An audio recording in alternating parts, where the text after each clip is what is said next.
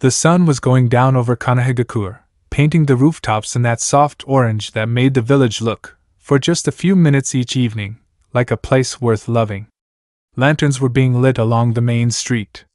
Somewhere a few blocks over, a food stall was frying up skewers of chicken and beef, the smell drifting lazily through the evening air, mixing with wood smoke and the faint mineral tang of the river that cut along the village's eastern edge. None of it was for Naruto. He sat on the curb outside Higarashi's general store with his knees pulled up to his chest, small enough that he practically disappeared into the shadow the awning cast across the street. In his hand was a single coin, all the money he had, all the money the orphanage matron had grudgingly handed him that morning with a look that said she'd rather have kept it. He'd walked into that store with a plan. A loaf of bread. Maybe if the coin stretched, an apple. It wasn't complicated. It wasn't supposed to be complicated. "We don't serve your kind here," the shopkeeper had said. Not loudly. Not even particularly cruelly, as these things went, just flat, final, like he was commenting on the weather. And then the door had shut, and the little bell above it had jingled cheerfully, completely unaware of what it had just been part of. Naruto stared at the coin in his palm like it might explain things to him if he looked at it long enough. It didn't. Coins never did. Now, if you've been with us for any of our other What If series, you already know this part of Naruto's story. The stairs. The doors that don't open. The birthday that isn't a birthday so much as a day the whole village seems to remember something they'll never explain to him. What you don't know, what nobody in this world knows yet, not Hiruzen, not the Uchiha, not even the fox curled up asleep behind the bars of a seal in the boy's own stomach, is that something ancient and enormous is already stirring underneath all that childhood loneliness. It's just been sleeping. Waiting for the right kind of quiet. Tonight, it was going to wake up a little. Naruto shoved the coin into his pocket and stood, brushing off the seat of his shorts. He didn't cry. He'd stopped doing that reliably around age 5, once he'd figured out that tears didn't change shopkeepers' minds any better than pleading did. Instead, he just started walking, hands jammed into his pockets, feet scuffing against the cobblestones, taking the long way back toward the orphanage because the long way meant not walking past the dango shop where the owner's kids always got to eat for free while he watched through the window like some kind of stray animal. The long way, as it happened, ran along the edge of the forest.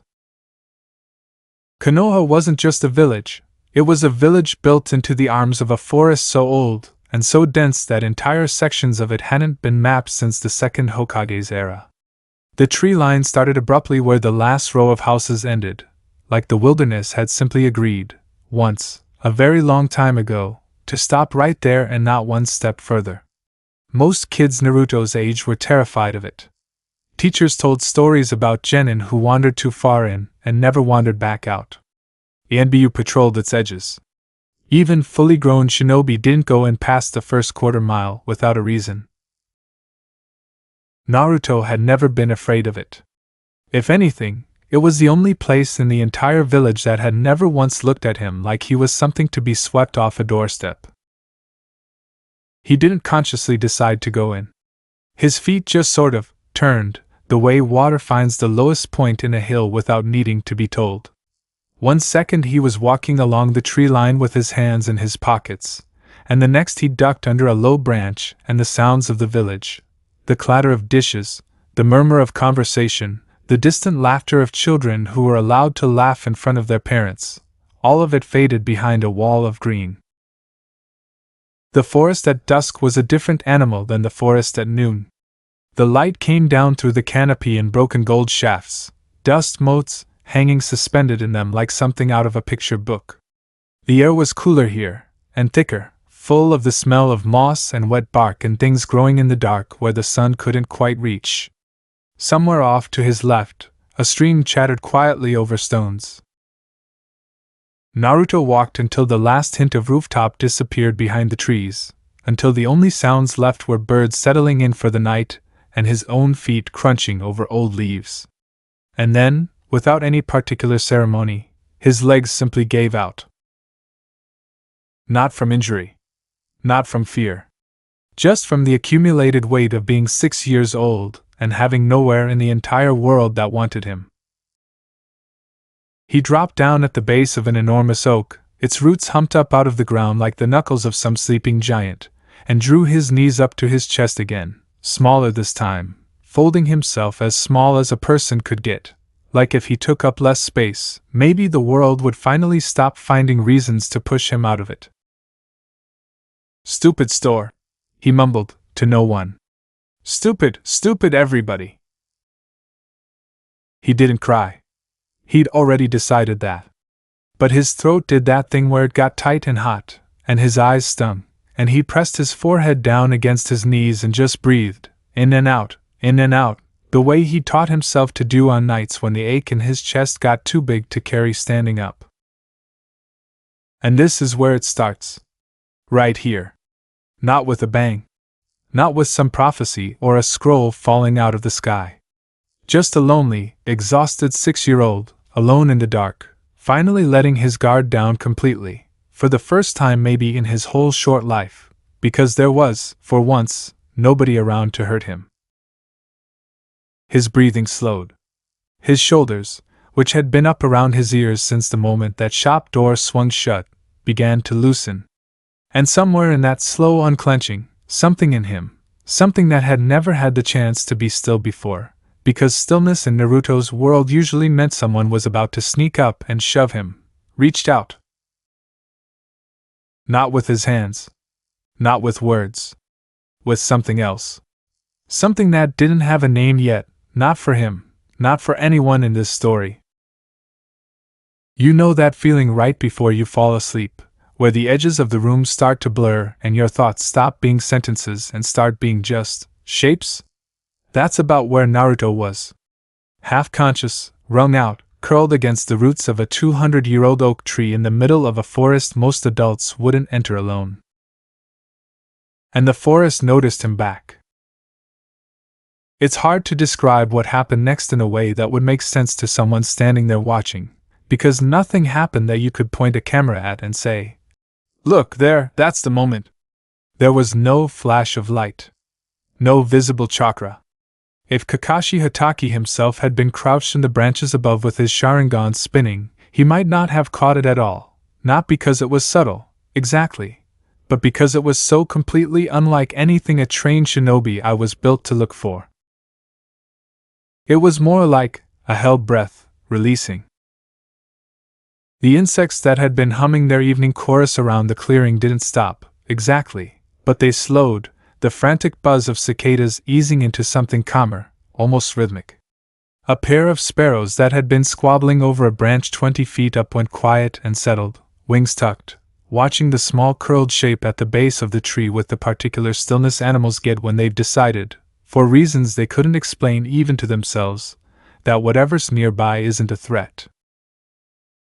And the grass, right at the edge of where Naruto sat, in a loose, uneven ring maybe 3 feet across, began, almost imperceptibly, to grow. It wasn't fast.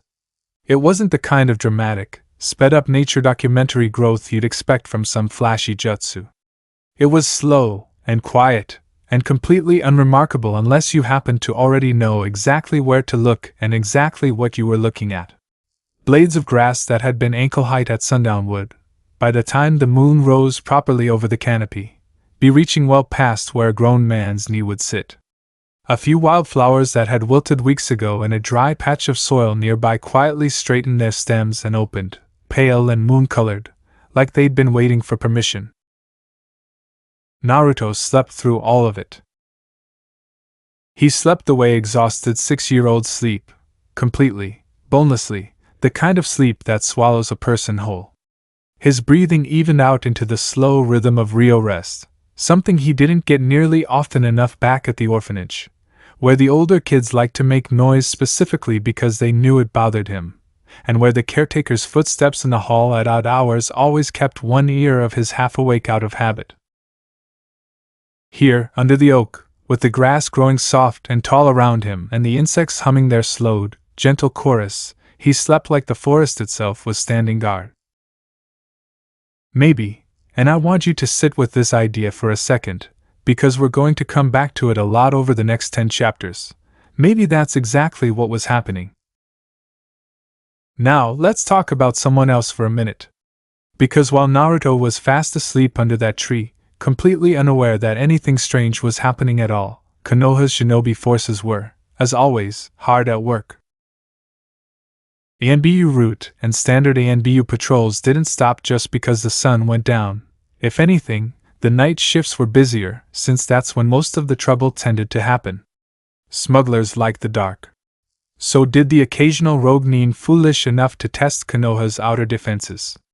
The forest that bordered the village on its northern and eastern edges was patrolled on a rotating schedule, mostly to make sure nothing was sneaking in. Nobody really worried about things sneaking out. The ANBU assigned to the northeastern quadrant that night was a woman who wore a cat-faced mask, her real name known only to a handful of people, most of them dead or retired. She'd been doing this job for 6 years, long enough that the forest at night didn't hold any particular mystery for her anymore. She knew its sounds. She knew where the ground dipped unexpectedly, and where the old fox dens were, and which trees the owls liked to nest in. She moved through it the way a fish moves through water, not thinking about it, just doing it, chakra-enhanced steps landing silent on root and stone alike. She was maybe 40 minutes into her circuit when something made her stop. It wasn't a sound. If anything, it was the absence of one, a patch of forest maybe half a mile off her usual route that had gone strangely, deeply quiet, the kind of quiet that made the hair on the back of a trained shinobi's neck stand up, because true silence in a forest this alive usually meant something was very wrong. Predator quiet. The kind of quiet right before something with teeth makes its move. She was moving toward it before she'd consciously decided to, one hand already resting near the hilt of the short blade at her hip, chakra flaring faintly at her feet to carry her silently between branches. She approached the clearing from above, dropping into a low crouch on a thick limb maybe 15 feet up, eyes sharp, trained, missing nothing, sweeping the ground below. And then she just stopped. Crouched there. Staring. Because it wasn't a predator quiet at all. Down below, curled up small against the roots of the old oak, was a boy. A very small boy, blonde hair mussed with sleep, an orange and white shirt several sizes too big pulled around him like he'd sort of collapsed inside it. His whisker-marked cheeks were unmistakable even in the dim moonlight. Every shinobi in the village knew exactly who this was on sight, whether or not they ever said so out loud. But it wasn't the boy himself that had made her stop. It was the deer. There were 4 of them, a doe and 3 yearlings, taller and slim-legged, the kind of animal that startled at the snap of a twig from 200 yards off. They were standing in a loose half-circle around the sleeping boy, close enough to touch him if they'd wanted to, heads low, grazing on the unnaturally tall grass that had grown up around him like they were in a meadow at high summer instead of a shadowed clearing in the middle of the night.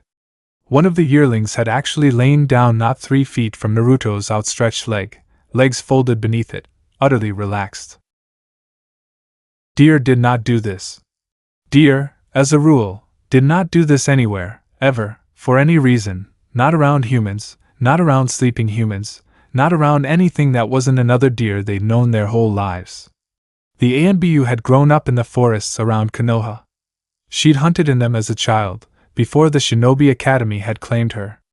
She knew, with the kind of certainty that came from decades of lived experience, that this simply did not happen. And it wasn't just the deer. She let her eyes drift, cataloging details with the automatic thoroughness of someone trained to notice everything. The grass, too tall, too lush for the season, growing in a ring that had no business being that green this late in autumn. A cluster of pale flowers blooming at the boy's feet that she was fairly sure had been withered and brown the last time this section of forest had been surveyed, weeks ago. And the quiet itself, not predator quiet, she understood now, but something closer to reverence, if a forest could be said to hold such a thing. Even the wind seemed to be moving around the little clearing rather than through it, leaves in the surrounding trees rustling while the ones directly overhead stayed nearly still. She stayed crouched on that branch for a long time, watching, weighing what she was seeing against every possible mundane explanation she could think of. A trained animal handler nearby who'd somehow gentled these specific deer? No, wild deer didn't work that way, and there was no scent of human interference on them. Some kind of genjutsu affecting her own perception. She ran a quick internal check, dispelling the possibility within seconds. Nothing. This was real. This was actually, physically happening, right in front of her, and she had absolutely no framework for explaining it. Eventually, she did what any responsible ANBU operative would do. She didn't wake the boy. She didn't approach any closer, worried, though she couldn't quite articulate why, that getting too close might disturb whatever fragile balance was holding this strange little tableau together. Instead, she memorized every detail she could, marked the location precisely in her mind, and slipped back into the canopy, vanishing into the dark to make her report. The boy slept on, undisturbed, the deer breathing slow and steady around him, the grass continuing its slow, patient climb toward the moon. Hiruzen Sarutobi was not, generally speaking, a man who got surprised anymore. Decades of leading a shinobi village will do that to a person. By the time he'd hit his 50s, he'd seen just about every kind of trouble a village could produce: political assassinations, border skirmishes, the occasional rogue summoning gone catastrophically wrong, at least one incident involving a chunin who tried to smuggle an entire crate of exotic, illegal wildlife through the main gate hidden inside barrels meant for tea leaves. He had learned, through long and sometimes painful experience, that very little in this world was worth losing sleep over on the spot. Report it, assess it, act on it calmly. That was the job. So when the cat-masked ANBU appeared in his office a little past 10 that night, kneeling with the crisp formality of someone about to deliver a routine patrol update, he expected exactly that. Routine. Report, he said, not looking up from the stack of paperwork on his desk. The eternal, unglamorous burden of leadership that no amount of legendary shinobi status ever seemed to exempt a person from. Northeastern quadrant, sir. No breaches, no incursions. A pause. One anomaly. That got him to look up. Hiruzen set down his pen. In 30 years of receiving patrol reports, anomaly was not a word that got used lightly by his ANBU, and it was almost never followed by good news. Go on. The report that followed was, by ANBU standards, unusually long and unusually hesitant, not because the woman delivering it lacked confidence, but because she seemed, for perhaps the first time in her career, genuinely unsure how to characterize what she'd seen without it sounding like the beginning of a children's story rather than an intelligence briefing. She described the location. The boy, and here she named him directly, watching Hiruzen's face carefully as she did, because everyone in the upper echelons of Konoha's shinobi forces knew exactly who Naruto Uzumaki was and exactly why his name carried weight far beyond what a 6-year-old orphan's name had any right to carry. She described the deer, the grass, the flowers, the unnatural stillness of the whole clearing, like the forest itself had drawn a breath and decided to hold it. Hiruzen listened without interrupting, his expression giving away nothing. Decades of political maneuvering had made his poker face nearly unbeatable, but internally, something in his chest had gone very still and very focused. He was, after all, one of only a handful of people alive who knew the full truth of what lived sealed inside that small, sleeping boy. He knew about the Nine Tails. He knew about Minato's sacrifice, about Kushina, about the weight of legacy that had been placed on shoulders far too young and far too small to carry it. And he knew, because he had, in his younger days, studied under masters who spoke of such things only in careful, reverent whispers, that there existed, somewhere out past the boundaries of ordinary chakra theory, a kind of power that didn't come from a person's own reserves at all. A power drawn from the world itself. Nature energy. the foundation of what the old text called senjutsu. He'd never seen it. Precious few in Konoha's history ever had. It was, by every account he'd encountered, the province of specific bloodlines and specific summoning contracts, a technique so dangerous to attempt without proper guidance that entire schools of thought had simply concluded it wasn't worth teaching at all except to those already bonded to one of the rare sage-capable summons. Toads, from what he understood, though there might be others out there in corners of the world Konoha didn't have eyes on. But he had read about it. And what little he had read matched, with an uncomfortable precision, the description currently being delivered to him by one of his most reliable operatives. "Show me," he said finally, standing. They didn't wake him. Hiruzen was insistent on that point, both because he trusted his ANBU's instinct that disturbing the scene might be unwise, and because, though he'd never have admitted this out loud to anyone, some old, cautious part of him wanted to see the phenomenon with his own eyes before he decided what, if anything, needed to be done about it. He arrived at the clearing a little before midnight, moving with the ANBU escort in careful silence, and settled into the same branch his operative had used earlier, looking down at the scene below. It was, he had to admit, exactly as strange as it had been described. Naruto lay curled against the oak's roots, fast asleep, small chest rising and falling in the slow rhythm of deep, dreamless rest. The deer had shifted slightly in the hours since the ANBU's first report. One of the yearlings had wandered off to graze a bit further afield, but the doe remained close, standing sentinel not 5 feet from the boy's head, ears occasionally swiveling to track some distant sound before settling again into stillness. The grass had continued its slow, impossible growth, thick and green in a ring that stood in stark, almost comical contrast to the ordinary autumn undergrowth surrounding it. And the flowers, pale, star-shaped things Hiruzen didn't immediately recognize, had fully opened now, faintly luminous in the moonlight, like something out of an old painting rather than a real Konoha forest. He stayed there a long while, simply watching, an old man perched in a tree in the middle of the night studying a sleeping child the way a scholar might study a rare and delicate artifact he wasn't entirely sure he was qualified to handle. Was this the Nine-Tails' influence? It was the obvious first hypothesis. The seal wasn't perfect, and stranger things had happened around Jinchuriki before, chakra bleeding through in unexpected ways. But something about that explanation didn't sit right with him. The Nine-Tails chakra, from everything Hiruzen understood and had personally witnessed on the rare occasions it manifested, was hot, aggressive, corrosive to its surroundings.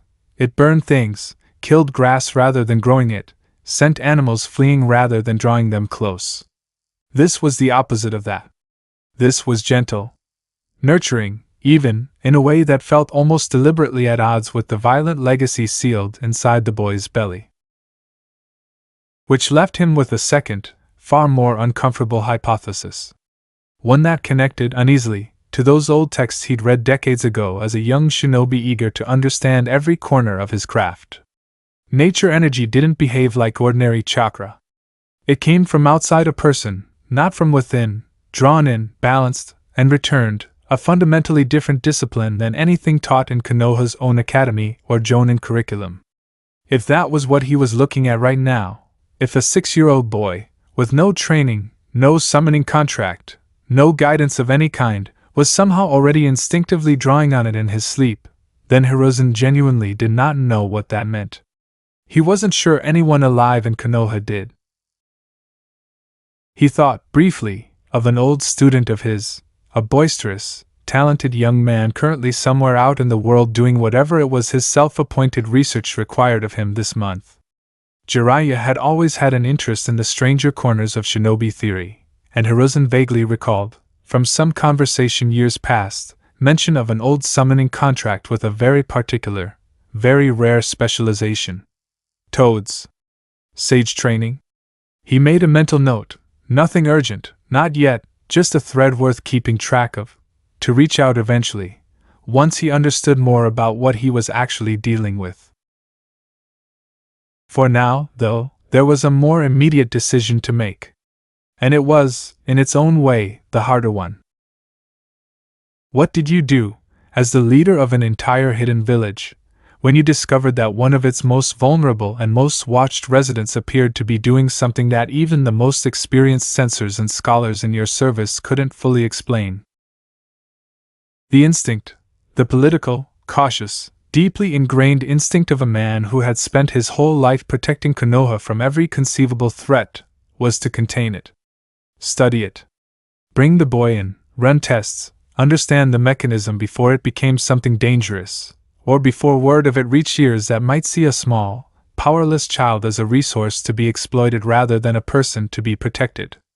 Konoha had no shortage of people, Hiruzen thought, with a private, weary flicker of frustration, of a particular bandaged advisor whose name he did not care to dwell on this late at night, who would leap at the chance to weaponize something like this the instant they caught wind of it. But there was another instinct too. Quieter. Older. The instinct of a man who remembered, with painful clarity, exactly how much this village had already taken from this particular child before he'd ever had the chance to understand what was being asked of him. A man who had watched Naruto grow up alone, watched him get turned away from shops and pulled out of parks and looked at, day after day, like a burden rather than a boy, and who had, if he was honest with himself, not done nearly enough to stop it. Whatever was happening to Naruto down there in that clearing, whatever strange, sleeping instinct had reached out into the forest and asked it, wordlessly, to be gentle with him for once, it was, as far as Hiruzen could tell, the first good thing that had happened to this child in longer than he cared to think about. He was not going to be the one to take that away from him. Not yet. Not until he understood it well enough to know whether protecting the boy meant sheltering this gift, or shielding him from it. Leave him, he said quietly, to the ANBU beside him. Post a discreet watch until dawn. No contact. No interference. If anything changes, if he's in danger, if the situation shifts, pull him out immediately. Otherwise, let him sleep. Understood, Hokage-sama. A brief pause. And the report itself? Hiruzen considered that for a long moment, watching the small, still shape of the boy far below, surrounded by animals that should have fled from him and grass that shouldn't have been growing at all. For now, he said, this stays between us. I want to understand what I'm looking at before anyone else does. Dawn came gray and soft over the treeline, the first proper light filtering down through the canopy in long, angled beams. Somewhere overhead, a bird began to sing, tentative at first, then joined by others, the forest slowly waking up around the small clearing the same way it did every morning, as if the night's strangeness had simply folded itself back into the ordinary rhythm of things. Naruto woke up cold, stiff, and, for one disoriented moment, completely unsure of where he was. He blinked up at the canopy overhead, dappled green and gold, and for a second his sleep-fogged brain tried to insist this was his room at the orphanage, that any moment now he'd hear the matron banging on the door, telling him to get up before he made everyone late. Then his back reminded him, sharply, that he'd been sleeping against tree roots, and the whole memory of the night before came flooding back. The shop, the coin still heavy in his pocket, the long walk into the trees, the exhaustion that had finally just knocked his legs out from under him. He sat up slowly, rubbing at his eyes, and only then noticed the deer. There were 2 of them left, the doe and 1 yearling, standing maybe 10 feet off, heads low, calmly cropping at grass that Naruto was fairly sure hadn't been that tall the night before. He froze, the way any 6-year-old would freeze at the sight of a wild animal that close, half expecting them to bolt the second he moved. They didn't. The doe lifted her head, looked at him with dark, liquid eyes for a long, unhurried moment, and then went right back to grazing, entirely unbothered. Huh! Naruto said out loud, to nobody. He looked around properly then, taking in the rest of the clearing for the first time with morning light to see it by, and, kid that he was, 6 years old and used to strange things happening around him that he never fully understood. He mostly just thought it was neat. The grass really was taller than it had any business being, thick and green and soft where he pressed his palm flat against it. The pale flowers, closed now with the daylight, still smelled faintly sweet where they clustered near where his head had been resting. He had absolutely no framework for understanding that any of this was unusual, no baseline of normal forest behavior, against which to measure how deeply wrong the scene around him actually was by every rule the natural world was supposed to follow. He just knew that he'd slept better out here, alone, surrounded by 2 calm deer and a bunch of flowers, than he ever seemed to sleep back at the orphanage surrounded by people. That, more than anything, should probably have worried somebody. It would, eventually. Just not yet. Naruto stood, brushed the leaves and dirt off his shirt as best he could, and gave the deer an awkward, uncertain little wave, as if they were classmates he'd run into unexpectedly rather than wild animals that, by every law of nature, should have been long gone the second he so much as shifted in his sleep. "Thanks, I guess," he said, feeling faintly silly even as he said it. "For not, eating me. Or whatever deer do." The doe flicked an ear at him, entirely unbothered, and went back to grazing. He grinned, a small, real grin, the kind that didn't show up on his face very often, and turned to head back toward the village, stomach growling loud enough to remind him that he still hadn't eaten anything since the day before, coin or no coin. He didn't look back at the clearing as he left it, didn't see the way the grass, once he'd gone more than a dozen paces, slowly, almost reluctantly, began to settle back down toward its ordinary height, as though whatever quiet current had been feeding it simply didn't reach that far without him standing at its center. He also didn't see the ANBU operative watching silently from the branches above, who waited until the boy was well clear of the clearing before dropping down to take one last, careful look at the ground where he'd slept, noting, with the same unsettled fascination her cat-masked colleague had felt hours earlier, that the grass directly beneath where his body had lain remained taller and greener than anywhere else in the ring, a small, stubborn patch of impossibility that would, she was fairly sure, take weeks to fade back to normal. She made her own report an hour later. It matched the first one almost exactly. Hiruzen received both reports over a cup of green tea he barely touched, the steam curling up unnoticed while he read through the careful, clinical language his ANBU had used to describe something that, as far as he could tell, no clinical language really existed for yet. He set the second scroll down beside the first, and sat for a long time in the quiet of his office, turning the whole strange puzzle over in his mind the way he might turn over a stone looking for what lived underneath it. A 6-year-old orphan. No training. No bloodline that Konoha's record showed capable of anything like this. No summoning contract, obviously. The boy had never so much as heard the word, let alone signed one. And yet twice now, in less than 12 hours, the natural world around Naruto Uzumaki had bent its ordinary rules to make room for him, gently and without explanation, the way it might for something, or someone, it recognized as belonging to it. He thought, again, of Jiraiya. Of old scrolls he hadn't opened in decades, tucked away somewhere in the deeper archives, dealing with a discipline of chakra so rare and so specific that most shinobi went their entire careers never encountering so much as a mention of it. He thought, too, of the boy himself, of that small, exhausted figure curled against the tree roots, surrounded by an unearned peace that the village itself had never once offered him. Whatever this was, Hiruzen understood, with the particular clarity that comes to a person very late at night after a very strange evening, it was not going to stay small and quiet forever. Things like this rarely did. Sooner or later this instinct, whatever it was, wherever it had come from, was going to surface again, somewhere less controlled, less private, less easy to explain away with a quiet order to an ANBU squad. And when it did, Hiruzen intended to be ready for it. He picked up his pen, pulled a fresh sheet of paper toward him, and, after a moment's consideration, began drafting a short, carefully worded letter.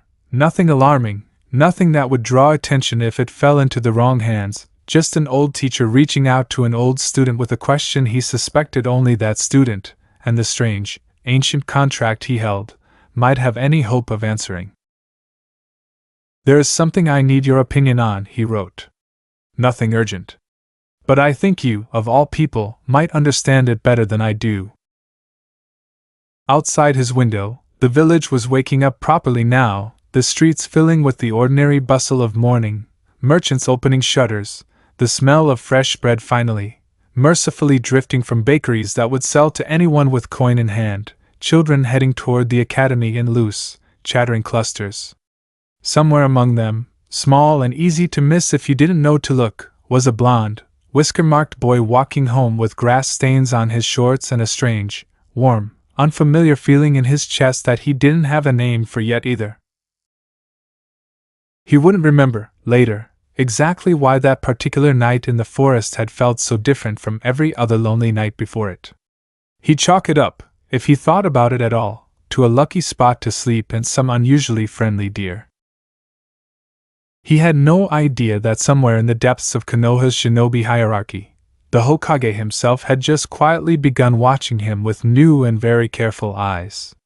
He had no idea that a letter was already being folded and sealed, addressed to a man he hadn't met yet, about a subject he never heard of, concerning a power that was, even now, only just beginning to stretch and turn over in its long, long sleep somewhere deep inside him. All he knew was that he was hungry, and that for the first time in longer than he could remember, he didn't feel quite so alone. That feeling wasn't going away. If anything, it was just getting started. A year is a long time when you're 7 years old, and it had not, in any meaningful sense, been kind to Naruto. He'd grown an inch, maybe 2. His hair had gotten a little shaggier, since nobody at the orphanage particularly bothered scheduling haircuts for the kid everyone quietly hoped would just stop being their problem one day.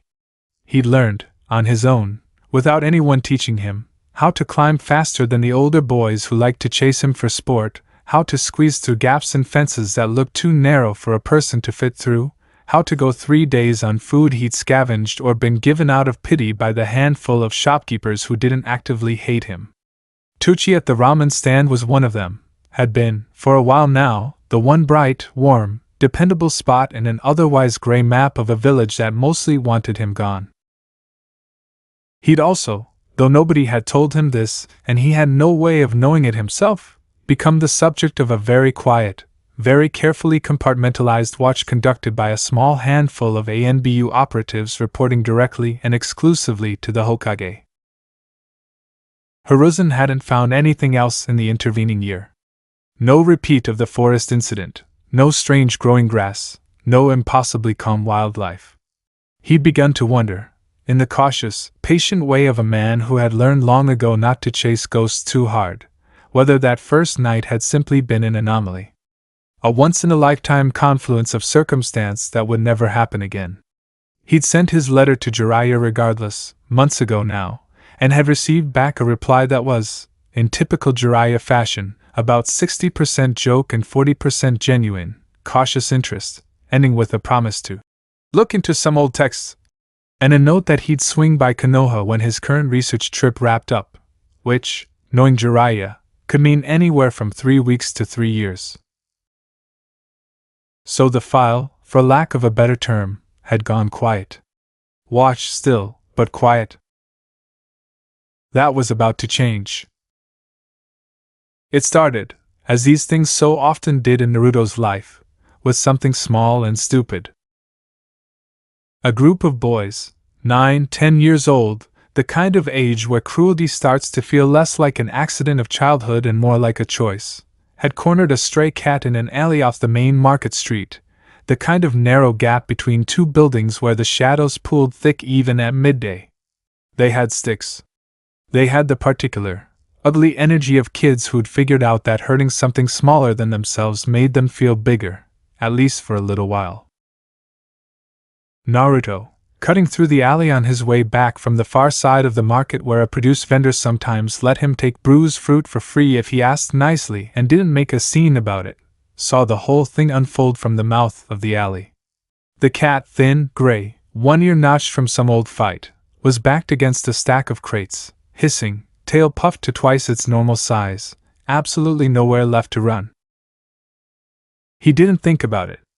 That was, in retrospect, sort of the whole point of this chapter. Naruto, at 7, was not a boy who thought things through before doing them. He just moved, dropping the 2 apples he'd been carrying, closing the distance at a dead sprint, and threw himself bodily between the cat and the nearest boy's raised stick with all the tactical foresight of, well, a 7-year-old. "Leave it alone!" he shouted, arms spread, standing over the terrified animal like a very small, very outmatched shield. There was a beat of stunned silence. And then the boys, who had absolutely no interest in a fair fight and every interest in finding a new, more satisfying target, turned their attention, and their sticks, on him instead. Now look, this isn't going to be the moment Naruto discovers some incredible hidden power and beats up a bunch of bullies. That's not the story we're telling here, and honestly, it wouldn't be true to who he is at this age. He was 7. He was smaller than most of them. He got hit, a stick catching him across the shoulder hard enough to leave a welt, a shove that sent him stumbling back into the crates. And it hurt, and it was frightening, in the ordinary, mundane way that being outnumbered by kids bigger than you is always frightening. But here's where it gets interesting. The lead boy, a stocky kid with a mean streak wider than his shoulders, the kind of ringleader every group of bullies seems to produce, pulled his stick back for what would have been, by any reasonable estimate, a solid hit across Naruto's face. Wound up properly, put his whole shoulder into it, the kind of swing that would have split lip or bruised cheekbone or worse. And Naruto wasn't there when it landed. Wasn't there.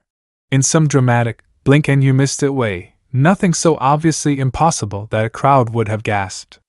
It was smaller than that, and stranger, in a way that would take Hiruzen's ANBU another full report, and a lot of careful cross-referencing to properly understand later. Naruto simply moved. A half-step to the left, a slight duck of the shoulder, timed with an unnerving precision to exactly the moment the stick would otherwise have connected. Not a flinch, not a scramble, nothing that looked like fear-driven panic. It looked, if you squinted and already knew what you were looking for, almost practiced. Almost like reflex training that no 7-year-old orphan with zero shinobi instruction had any earthly business possessing. The stick whistled past his ear and cracked against the crate behind him instead.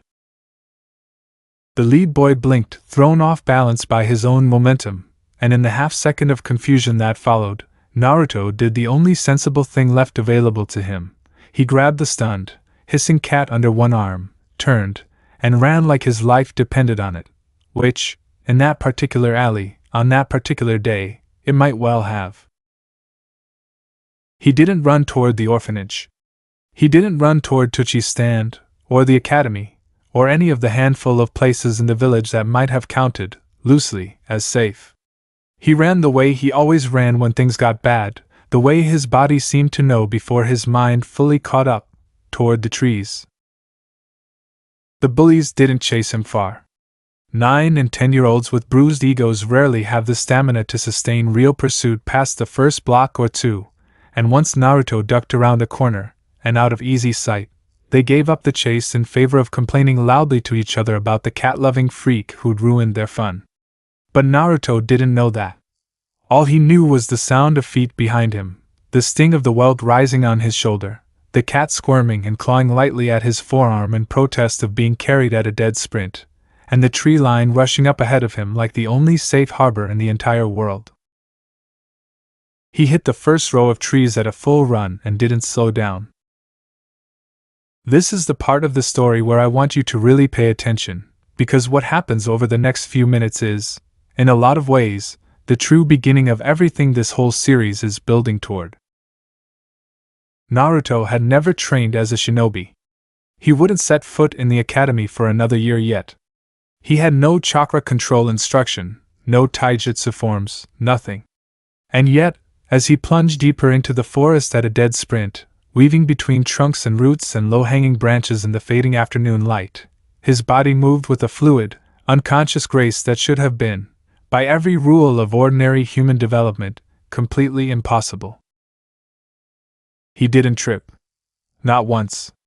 Roots that jutted up out of the ground at ankle-catching angles seemed, somehow, to always be exactly where his eyes weren't but his feet still avoided.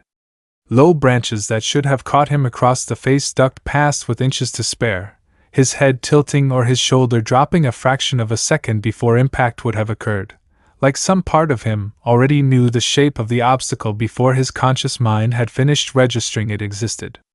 The cat, tucked against his side, had stopped struggling entirely, gone still and quiet in his grip, the way animals sometimes do when they've decided, against every instinct telling them otherwise, that the thing carrying them isn't actually a threat. He ran for what felt like a long time, longer, certainly, than a scared, tired 7-year-old should reasonably have been able to sustain, before his legs finally gave out from beneath him at the edge of a small, sun-dappled clearing, dropping him unceremoniously into a heap against the base of a fallen log. The cat, freed from his grip, took one look around, gave Naruto an unimpressed flick of its tail, and stalked off into the underbrush without so much as a backward glance, the sort of ingratitude that, honestly, felt about par for the course for Naruto's life so far. He didn't mind. He was too busy trying to catch his breath, chest heaving, welt throbbing dully on his shoulder, adrenaline still hammering through him even as the immediate danger receded into the distance behind him. It took him a solid minute of ragged breathing before a strange thought finally surfaced through the haze of fear and exertion. I didn't fall. He sat up a little straighter, frowning, replaying the last few minutes in his head the way kids do when something feels off but they don't have the vocabulary yet to explain why. He'd run through a forest, the actual, real forest, full of roots and holes and branches at exactly face height, at a dead sprint, and near dark, being chased, panicking, and he hadn't tripped once. He hadn't gotten a single scratch from a branch. He hadn't even really been looking where he was going, not properly, not the way you were supposed to look where you were going to avoid running face first into a tree.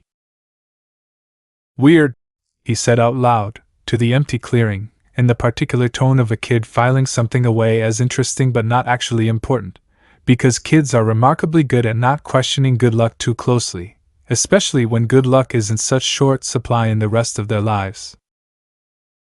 He didn't know, couldn't have known, not at 7, not without the vocabulary or the frame of reference, that what he just experienced wasn't luck at all. Wasn't even, strictly speaking, instinct in the ordinary sense that word usually got used.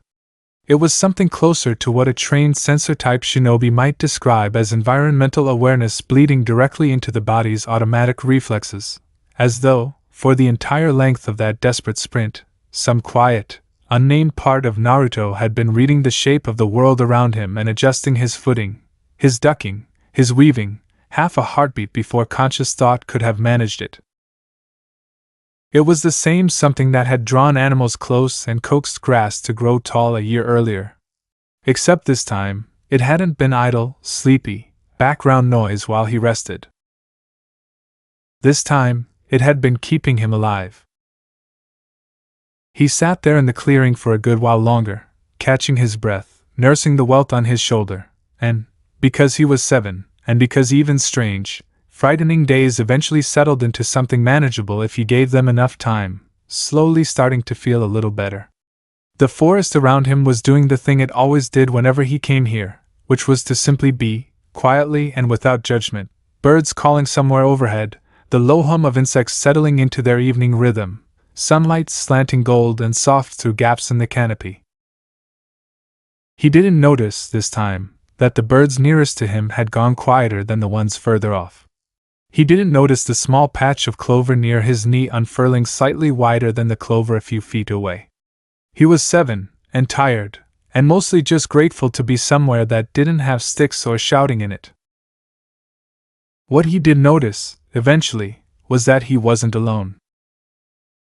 A shinobi stood at the edge of the clearing, not hidden, not sneaking, just standing there with the easy, relaxed posture of someone who'd chosen to be seen rather than someone who'd been caught. She wore a standard Chunin flak vest over dark, practical clothing, sleeves long, high collar, nothing that showed more than her hands and face, the sensible, unremarkable uniform of someone who did this job every day and had long since stopped caring about looking impressive doing it.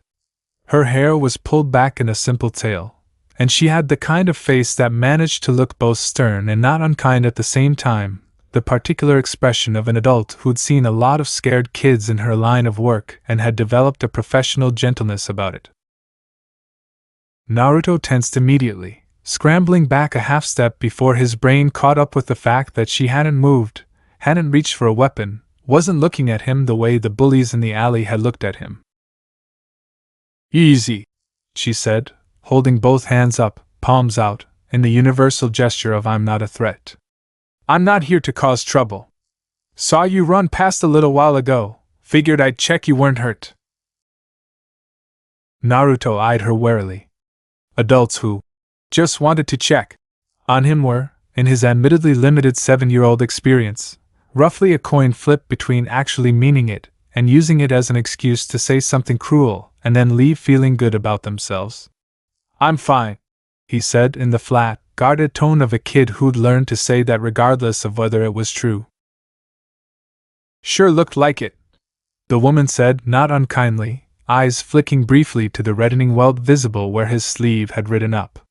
"You know, most kids your age, running full speed through this part of the forest at dusk, end up flat on their face inside of 20 feet. You didn't." Naruto blinked, caught off guard by the observation. So, she said, crouching down a bit so she wasn't looming over him. "That's pretty impressive, is all. You trained somewhere? Got an older sibling teaching you footwork or something?" "No."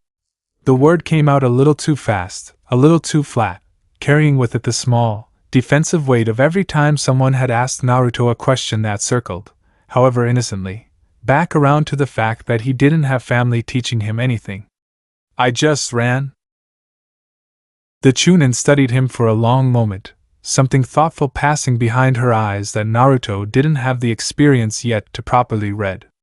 What Naruto didn't know, what he had absolutely no way of knowing, was that this particular Chunin had, in fact, been part of the outer ring of the Hokage's quiet watch rotation for the past several months, one of a small handful of shinobi looped in on a strictly need-to-know basis to keep half an eye on the boy without ever making it obvious they were doing so. She hadn't witnessed the alley confrontation directly, but she'd caught sight of him mid-flight through the trees moments earlier, moving with a fluid, obstacle-reading grace that had made her stomach do a slow, uneasy flip of recognition, because she'd seen footwork like that before, exactly once, years ago, on an old Jonin sensor specialist who'd spent a decade training specifically to move through unfamiliar terrain at speed without looking down. She hadn't expected to see it on an untrained 7-year-old fleeing from a pack of bullies. "All right," she said easily, deciding not to push it. Pushing rarely worked with kids like this one, she'd learned, and pushing definitely wasn't part of her actual assignment tonight. "Well, for what it's worth, that was a nice thing you did back there. The cat, I mean." Naruto's guarded expression flickered, just slightly, into something more surprised. "You saw that too?" "Enough of it." She didn't elaborate on exactly how much, or from where. Not a lot of kids would run into a fight 3-on-1 for a stray cat that's probably going to scratch them for their trouble. He shrugged, looking down, suddenly a little embarrassed. "It wasn't doing anything to them. It was just scared." Something about the simplicity of that answer. No self-aggrandizing, no bragging about the whole ordeal, just a plain, matter-of-fact statement about not liking to watch something smaller get hurt for no reason, settled uncomfortably in the Chunin's chest. She'd read the Hokage's briefing notes on this boy. She knew, in the vague, sanitized language those notes always used, roughly what his life in the village actually looked like day to day. It was hard, looking at him now, small and scraped up and quietly protective of a cat that had already abandoned him without so much as a thank you, to square that with some of the uglier things she'd heard whispered about him around the village. "You should get that shoulder looked at," she said instead, straightening up. "And it's getting dark. You've got somewhere to be tonight?" Naruto's jaw set in the particular way of a kid bracing for a question he didn't want to answer honestly. "Orphanage," he muttered. "I'll walk you part way," she offered, and something in her tone made it clear this wasn't really a question either, though not in a way that felt threatening, more like the tone of someone who'd decided, quietly, on her own initiative, that this particular kid probably shouldn't be walking home alone through the dark after the day he'd apparently had. He didn't argue. He was tired, and his shoulder hurt, and, though he wouldn't have put it in these words, there was something in the steady, unbothered way she'd approached the whole conversation that made him a little less braced for the worst than usual. They walked together toward the tree line in companionable, mostly silent agreement, Naruto scuffing his feet through the leaf litter, the Chunin keeping a measured pace beside him, quietly, carefully cataloging every detail of his gait, his posture, the small, unconscious way his eyes kept tracking movement in the underbrush around them without him seeming to notice he was doing it at all. She had a report to write tonight. And unlike most nights on this particular watch assignment, it wasn't going to be a short one. Hiruzen read the Chunin's report twice through before setting it down on his desk beside the two older reports from a year prior, the ones about the deer, the grass, the impossible calm of a clearing that had bent its rules for a sleeping child. He sat with all three in front of him for a long time, the evening light fading outside his office window, replaying the details of each in his mind, looking for the shape of a pattern he was beginning, uneasily, to suspect he already understood. A year ago, passive, unconscious, expressed only in sleep. Animals drawn close. Plant life responding, growing, thriving in his presence without explanation. Tonight active. Under threat. A body moving with reflexes that no 7-year-old, untrained and unguided, should have possessed, not learned technique, not deliberate skill, but something that read, to every experienced eye that had witnessed it, disturbingly like instinct trained by something other than practice. It wasn't nothing anymore. Hiruzen had allowed himself, over the preceding months, the comfortable possibility that the forest incident had been a strange, isolated fluke, chalked up, if he was being honest with himself, to a desire not to have to think too hard about what it might actually mean if it wasn't. That comfortable possibility was gone now. He thought again, more insistently this time, of Jiraiya, of the letter sent, the vague reply received, the promise of a visit that had never quite materialized into an actual date. He pulled a fresh sheet of paper toward himself and began drafting a second letter, this one considerably more direct than the first, laying out, in careful, deliberately unalarmed language, exactly what had now been witnessed twice, a year apart, by two separate, reliable sources. "I no longer believe this is coincidence," he wrote, after several false starts. "I would very much appreciate your expertise on this matter sooner rather than later. Please, when your research allows." He paused before sealing it, considering, not for the first time, and not for the last, exactly how much of this he was comfortable putting into a written document at all, even one intended for a trusted former student. There were people within Konoha's own walls, people with legitimate access to the Hokage's correspondence under the right pretenses, who would read a phrase like instinctive reflexes bordering on sensory technique and immediately begin calculating how a resource like that might be harnessed, controlled, weaponized. He thought, with the same old flicker of tired frustration as before, of a certain bandaged advisor whose ambitions never seemed to sleep. He rewrote the letter twice more, stripping it down each time, removing specifics, leaving only the barest, most deniable outline of concern, enough for Jiraiya, who already had context, to understand the urgency, but not enough for anyone else who might, through whatever means, get a look at it to understand exactly what was being discussed.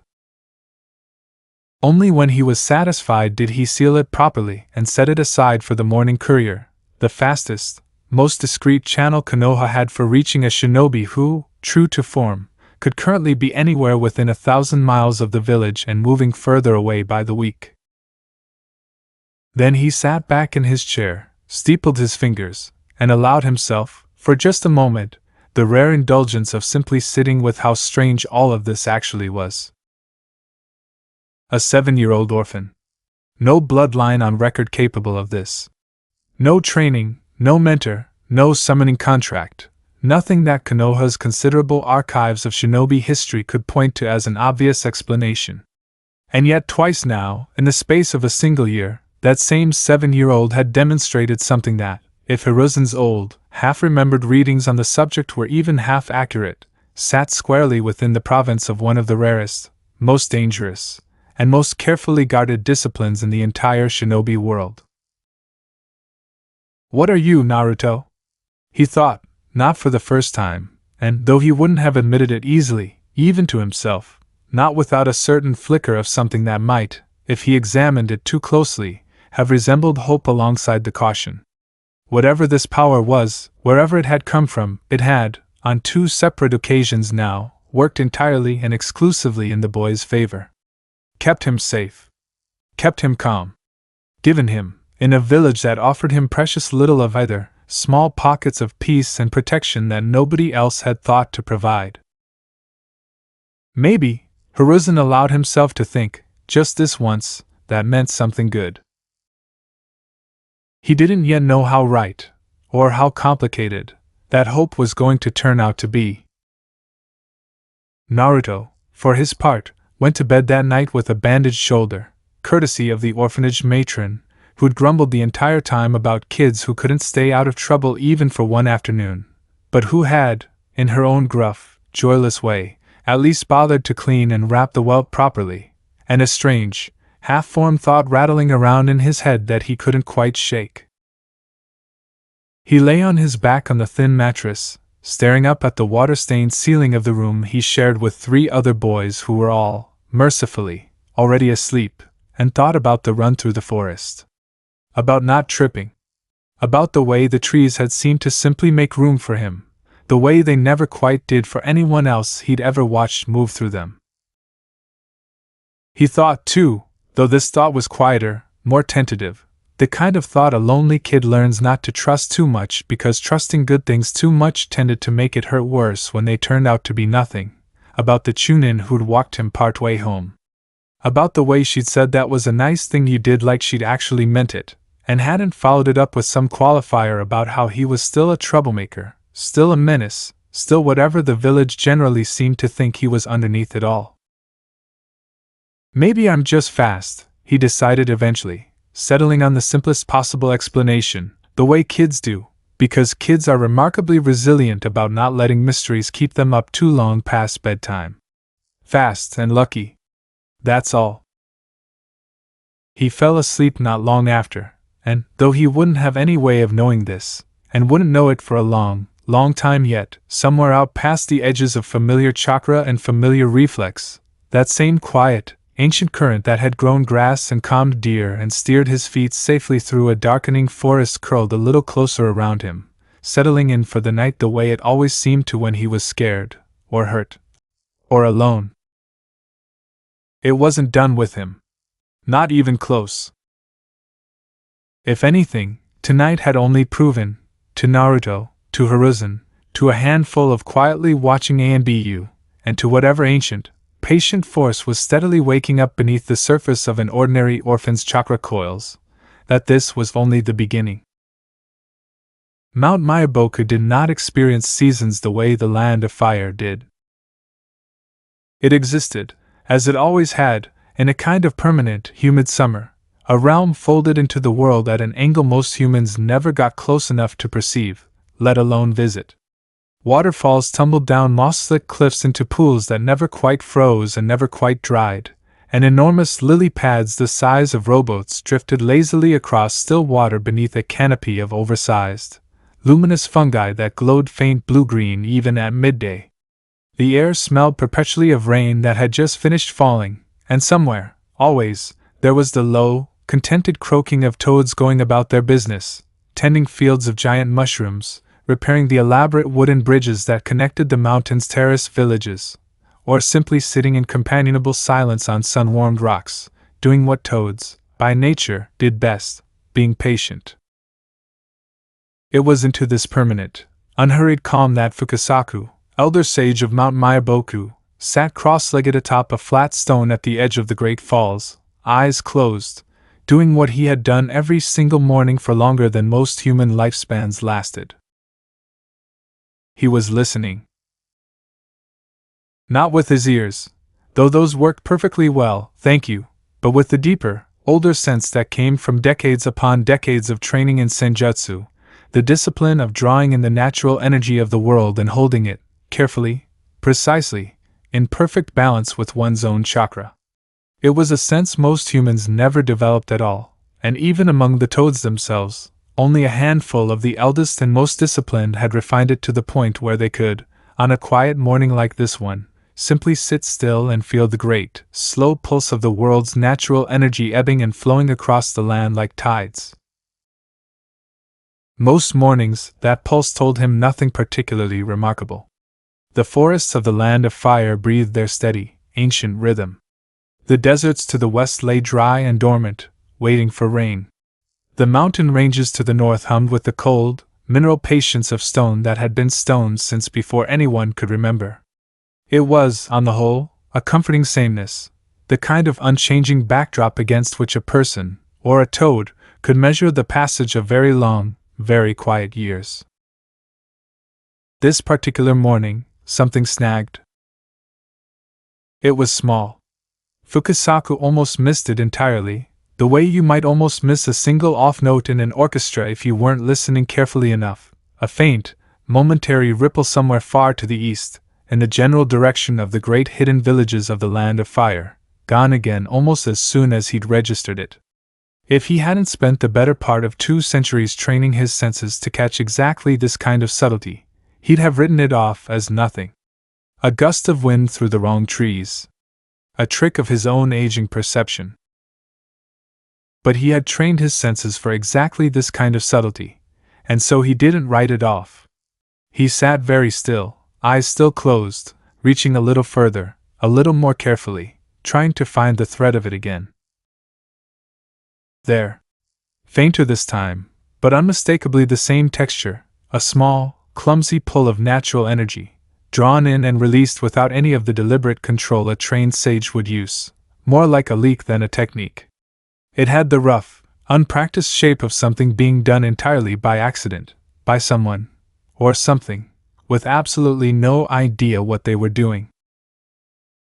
Fukasaku opened his eyes. "Ma," he said in the low, gravelly voice of a toad who had lived through more history than most nations bothered recording. "Come feel this."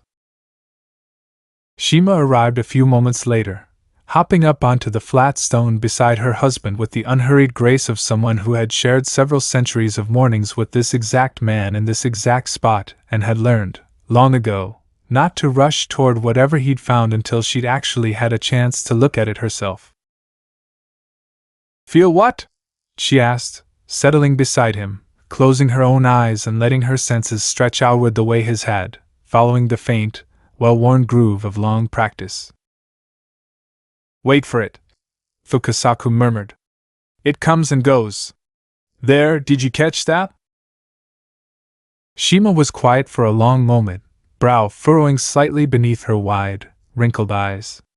And then, faintly, she did catch it, the same small, ragged pull he'd described, far to the east, gone again almost before she could properly grasp its shape. "Huh," she said, in the tone of someone who genuinely didn't know what to make of what she'd just felt. "That's odd." "That's what I thought too," Fukasaku said. "It's too weak to be a trained sage," Shima said slowly, working through it out loud the way she often did when puzzling over something unfamiliar. "Too rough. No discipline to it at all. Whoever's doing that isn't balancing anything, they're just pulling. Grabbing at it and letting it go without any structure." "Which raises the obvious question," Fukasaku said. Who in the world is doing that? Shima finished. And how are they doing it without turning to stone? That last part was not, in fact, a small concern. Senjutsu, the drawing of natural energy directly from the world around oneself, was, without exception, one of the most dangerous disciplines any living being could attempt. Natural energy was vast, patient, and utterly indifferent to the fragility of the bodies that tried to hold it.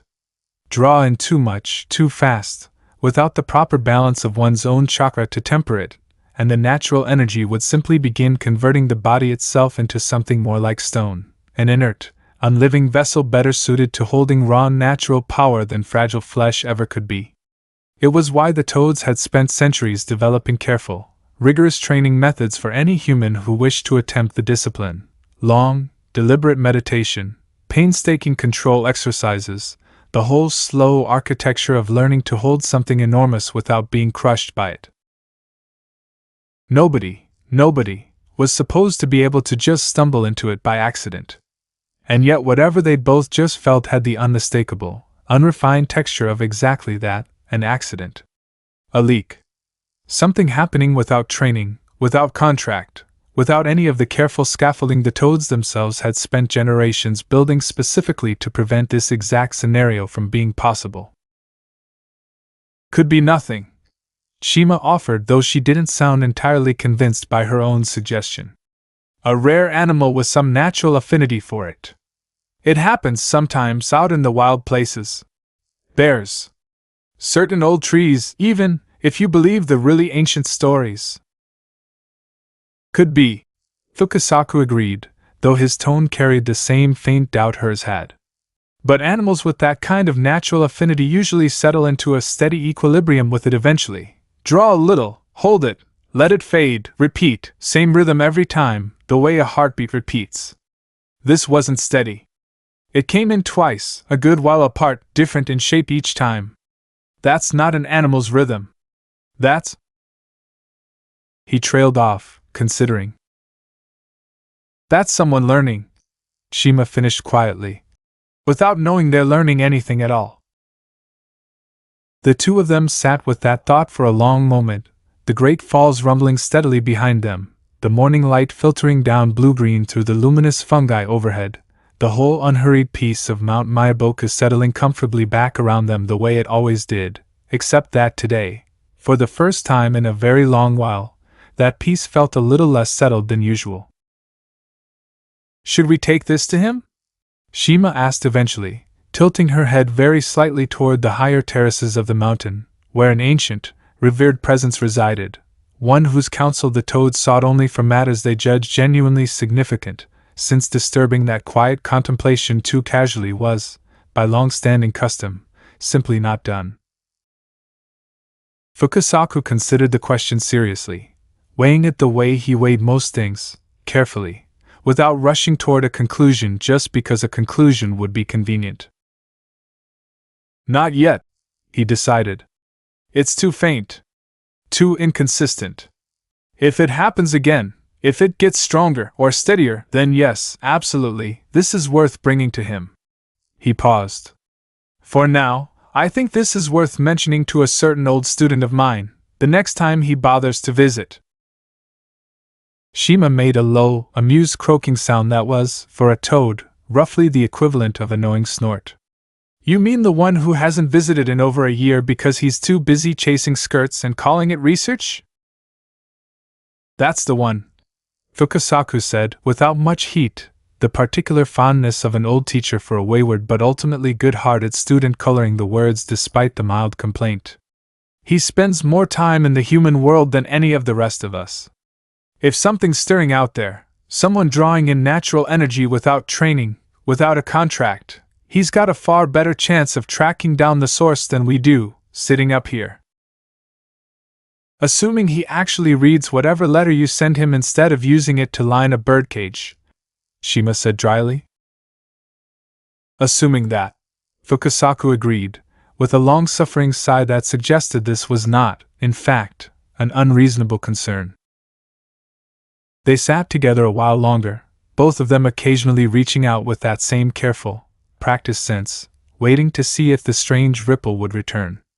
It didn't, not that morning, at least, and eventually the two of them settled back into the ordinary rhythm of their day, tending to the small, patient responsibilities that filled a sage toad's life on the mountain. But the thought stayed with both of them, quiet and persistent, the way an unanswered question tends to.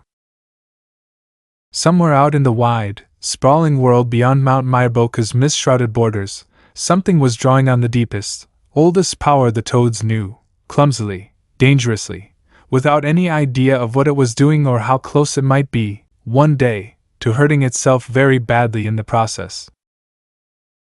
And neither of them had the faintest idea it was happening inside the belly of an 8-year-old boy who, at that exact moment, several hundred miles away, was mostly just worried about whether the orphanage's vegetable garden was going to die before winter and get him yelled at for it.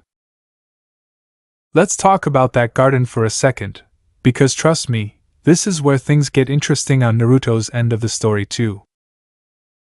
The Konoha Orphan Center, nobody actually called it that, it was just the orphanage.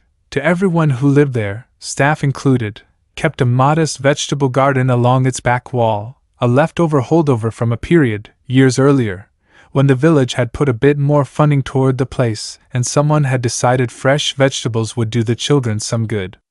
That funding had long since dried up, along with, frankly, most of the caretaker's patience for the extra work involved in maintaining a garden nobody in the current administration particularly cared about.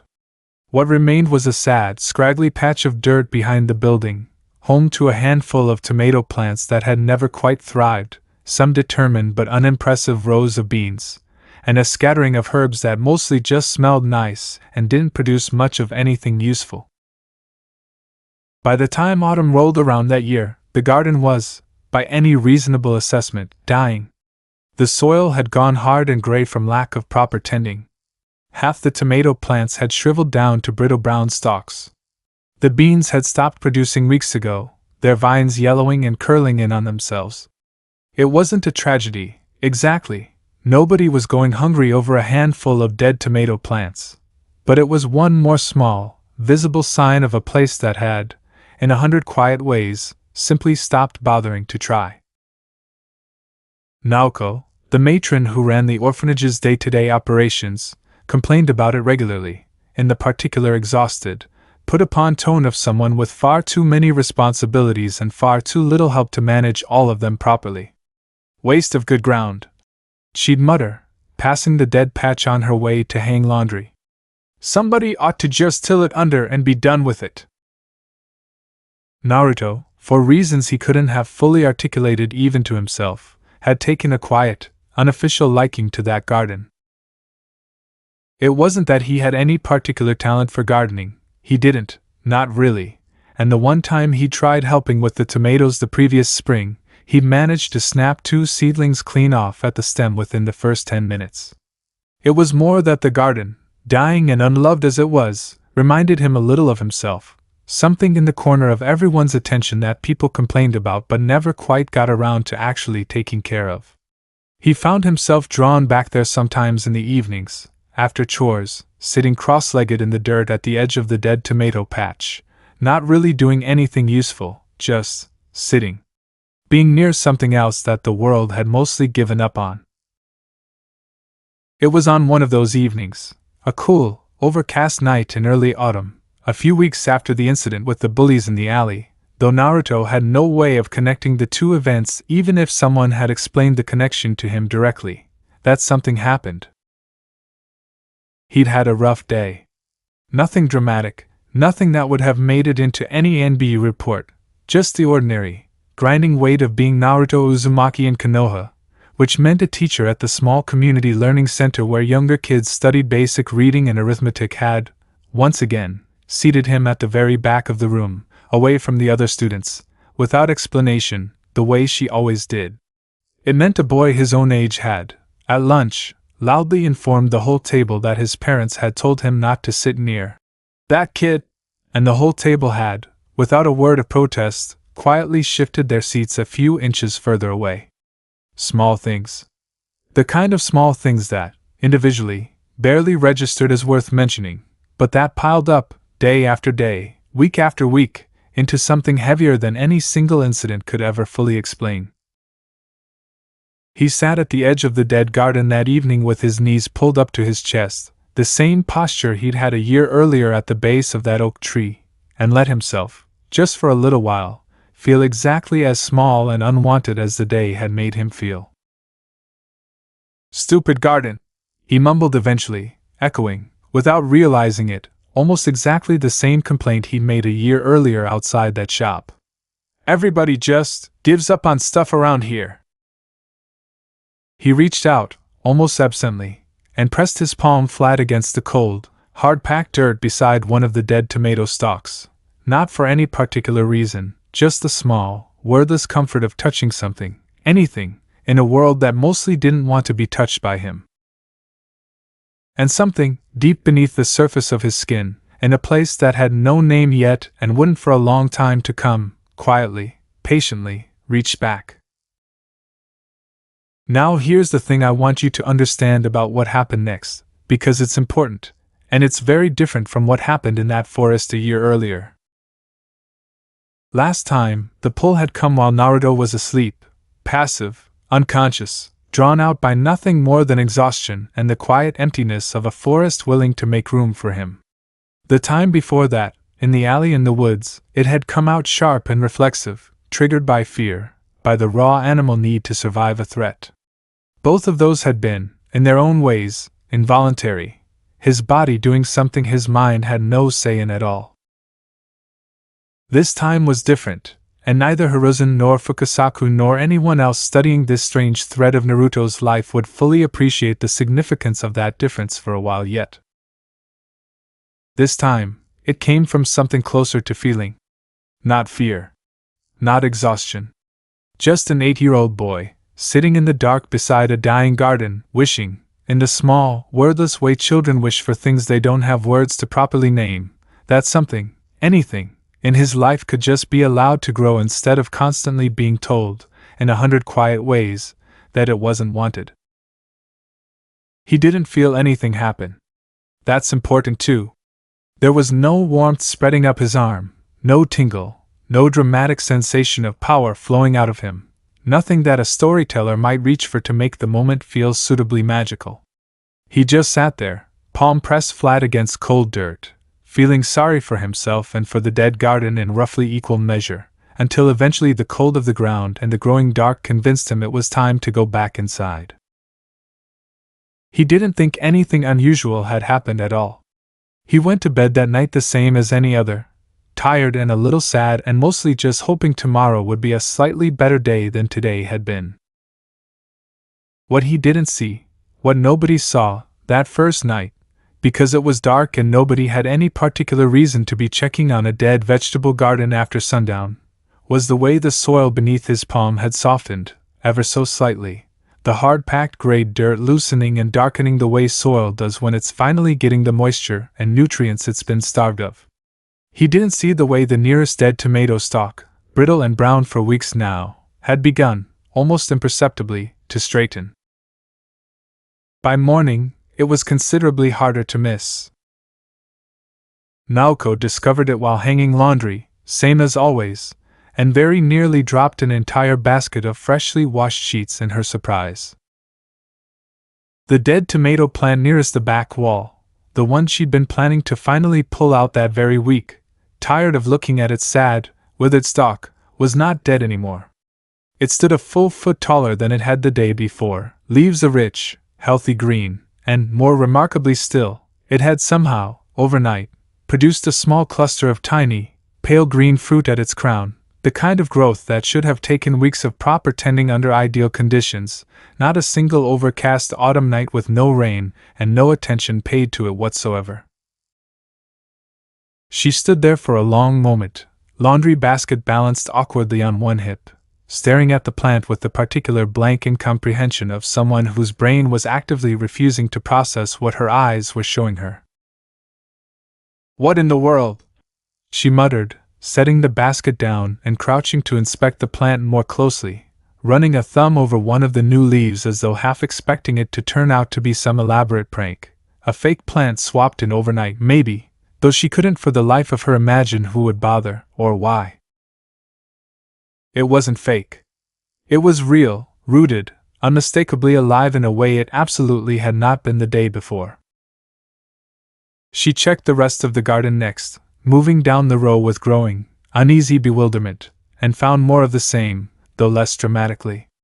The bean vines, which had gone yellow and curled weeks ago, had greened slightly at their tips.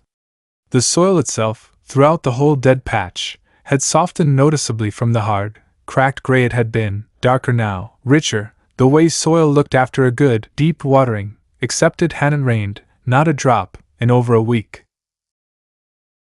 Naoko was not, by nature or profession, a superstitious woman. She'd run this orphanage for the better part of a decade, and running an orphanage tended to strip a person of the luxury of believing in convenient miracles. You learned, in this job, that good things almost never simply happened on their own, without a great deal of hard, unglamorous effort behind them. So she stood there in the cool morning air, looking at a garden that had, by every reasonable measure, spontaneously and inexplicably come back from the dead overnight, and felt a slow, uncomfortable prickle crawl up the back of her neck. She thought, almost immediately and without quite being able to say why, of Naruto. It wasn't a leap of logic she could have defended to anyone. She had no evidence connecting the boy to the garden's sudden recovery, nothing beyond a vague, half-formed recollection of having seen him sitting out here in the evenings sometimes, which plenty of the children did occasionally, drawn by the quiet privacy of the back wall. But something about the timing nagged at her, some instinct she couldn't quite articulate, and she found herself, later that morning, watching him a little more closely than usual across the breakfast table, searching his ordinary, sleepy, half-awake face for some sign that he knew anything at all about what had happened to the garden overnight. He didn't seem to. He ate his rice with the same unhurried, faintly guarded focus he always did, oblivious to her scrutiny, and eventually she decided, with the particular weary pragmatism of someone who had far too many actual responsibilities to spend the day chasing an impossible theory, that she was probably imagining a connection that didn't exist. Coincidence? Some quirk of soil chemistry, maybe, or a lucky patch of overnight fog that had done more good than she'd realized. Stranger things happened in nature all the time, surely, even if she couldn't immediately explain the mechanism. She didn't mention it to Naruto. She didn't, in the end, mention it to anyone at all, not out of any deliberate secrecy, but simply because it seemed, in the clear light of a busy morning with a dozen other more pressing concerns demanding her attention, like too strange and too small a thing to bother reporting to anyone. A garden growing back overnight wasn't exactly the kind of incident that warranted troubling the village authorities. She was wrong about that, as it turned out, though she'd have no way of knowing it, because unbeknownst to her, a member of Hiruzen's discreet ANBU watch happened to make a routine, entirely unrelated pass near the orphanage that very same day, part of the standing, low-priority order to keep half an eye on the building where Naruto lived. And that ANBU operative, trained to notice exactly the kind of small anomaly Naoko herself had almost talked herself out of caring about, took one look at a suspiciously and dramatically overgrown tomato plant in an otherwise unremarkable orphanage garden, and immediately understood that this was worth mentioning. Hiruzen received the third report that evening, and this time, he didn't need to sit with it very long before understanding exactly what he was looking at. A dying garden, restored overnight. No rain. No unusual weather. No explanation the ANBU operative could find beyond the fact that, according to a quiet, second-hand account gathered from one of the other children at the orphanage, Naruto had been seen sitting near that particular patch of dirt the evening before, alone, for a while, after a bad day. 3 incidents now, spread across more than a year. Sleeping and passive, once. Active and instinctive under threat, once. And now this.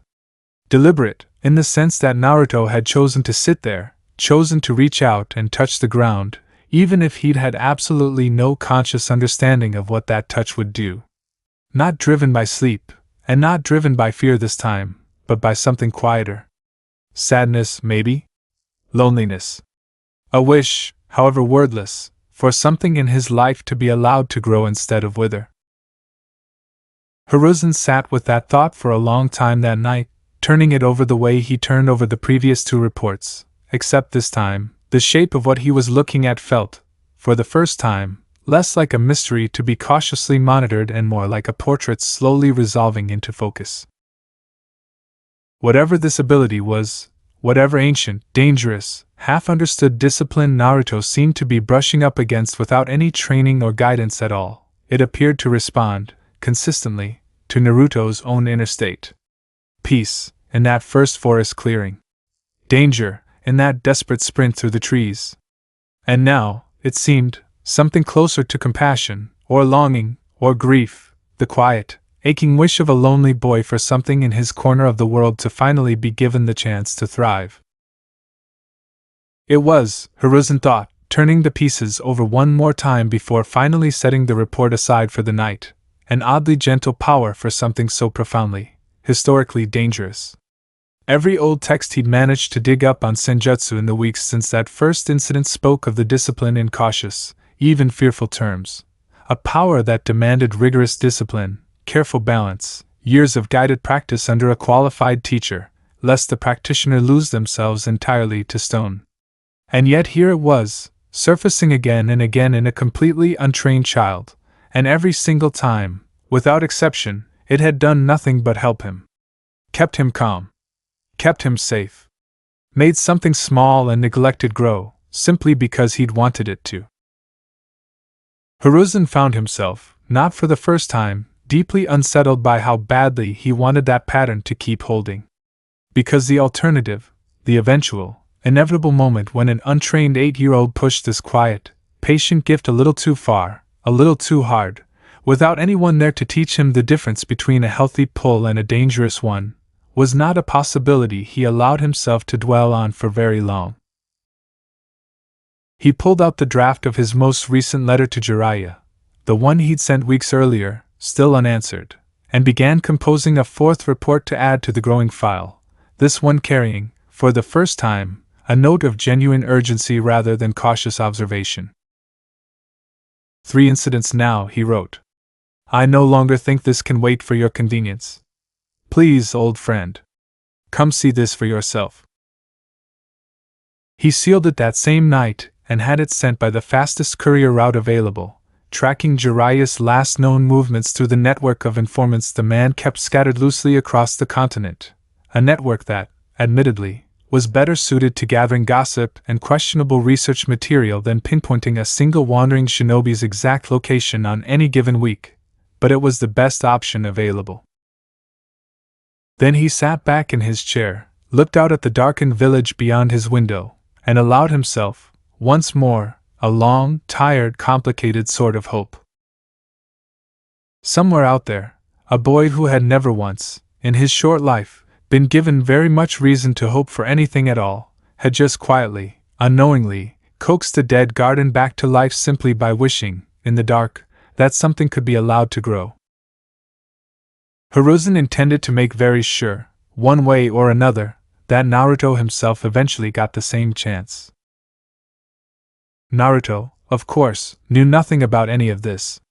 He noticed the garden looking healthier over the following days, noticed it with the mild, pleased surprise of a kid who doesn't think too hard about good luck, just enjoys it while it lasts, and even helped himself to one of the small, oddly early tomatoes a few days later, pronouncing it, around a mouthful of fruit that definitely shouldn't have existed yet by any normal growing schedule, actually pretty good.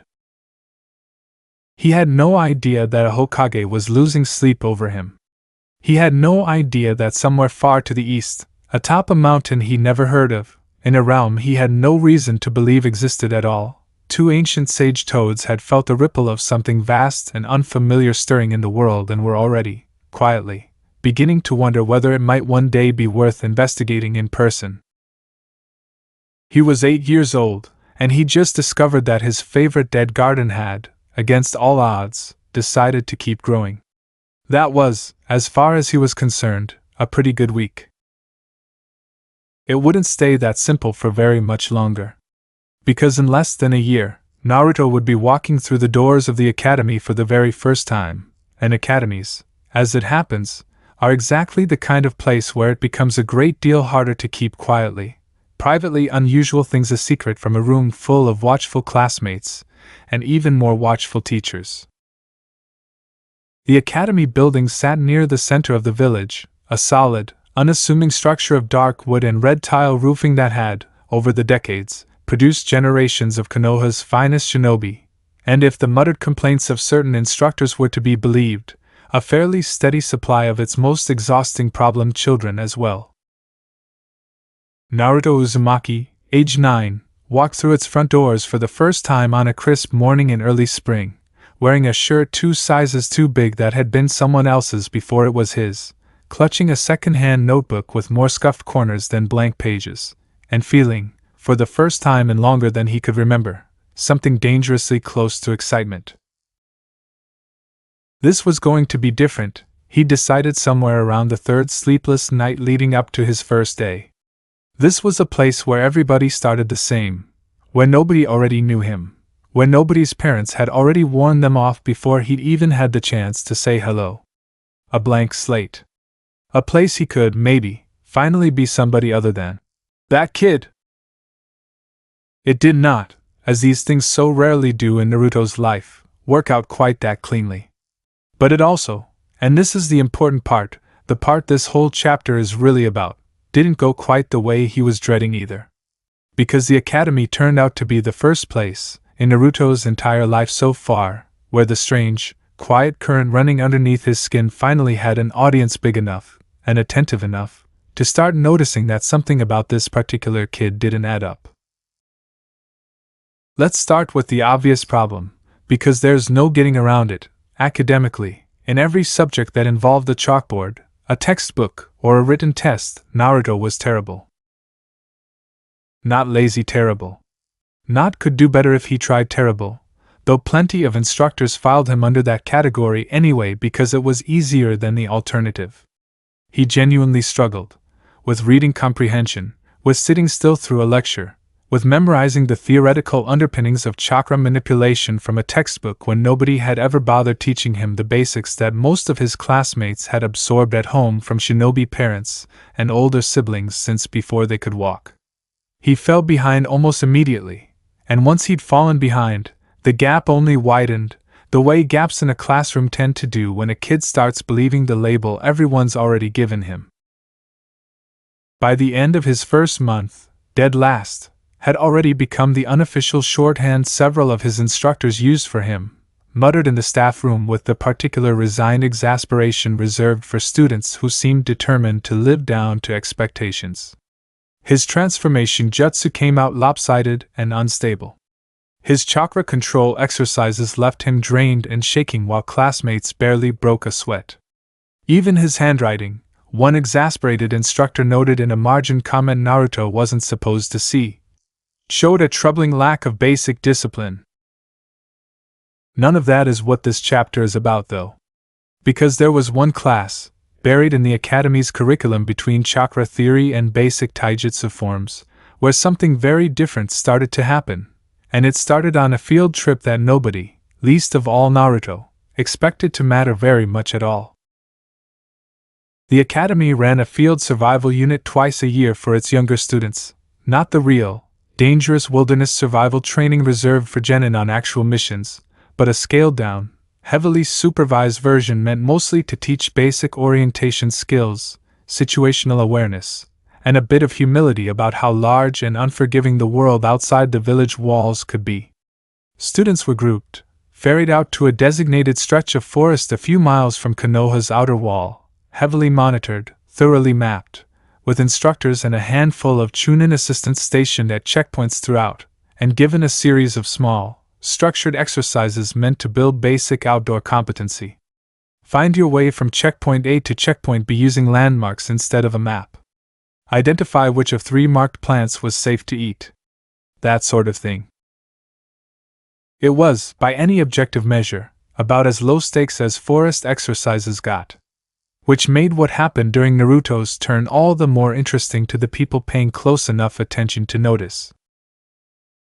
The exercise that mattered, the one this whole chapter is really building toward, came on the unit's second day, when Irika Yumino, then a relatively junior instructor still a few years out from taking over Naruto's class full-time but assisting on rotation that particular season, ran the solo return drill. Each student, one at a time, led a short distance into an unfamiliar but carefully bounded section of forest. Left alone for a fixed span of time, and required to navigate back to the checkpoint using nothing but their own observation and whatever basic orientation skills the unit had covered so far. Most students, understandably, found this exercise nerve-wracking.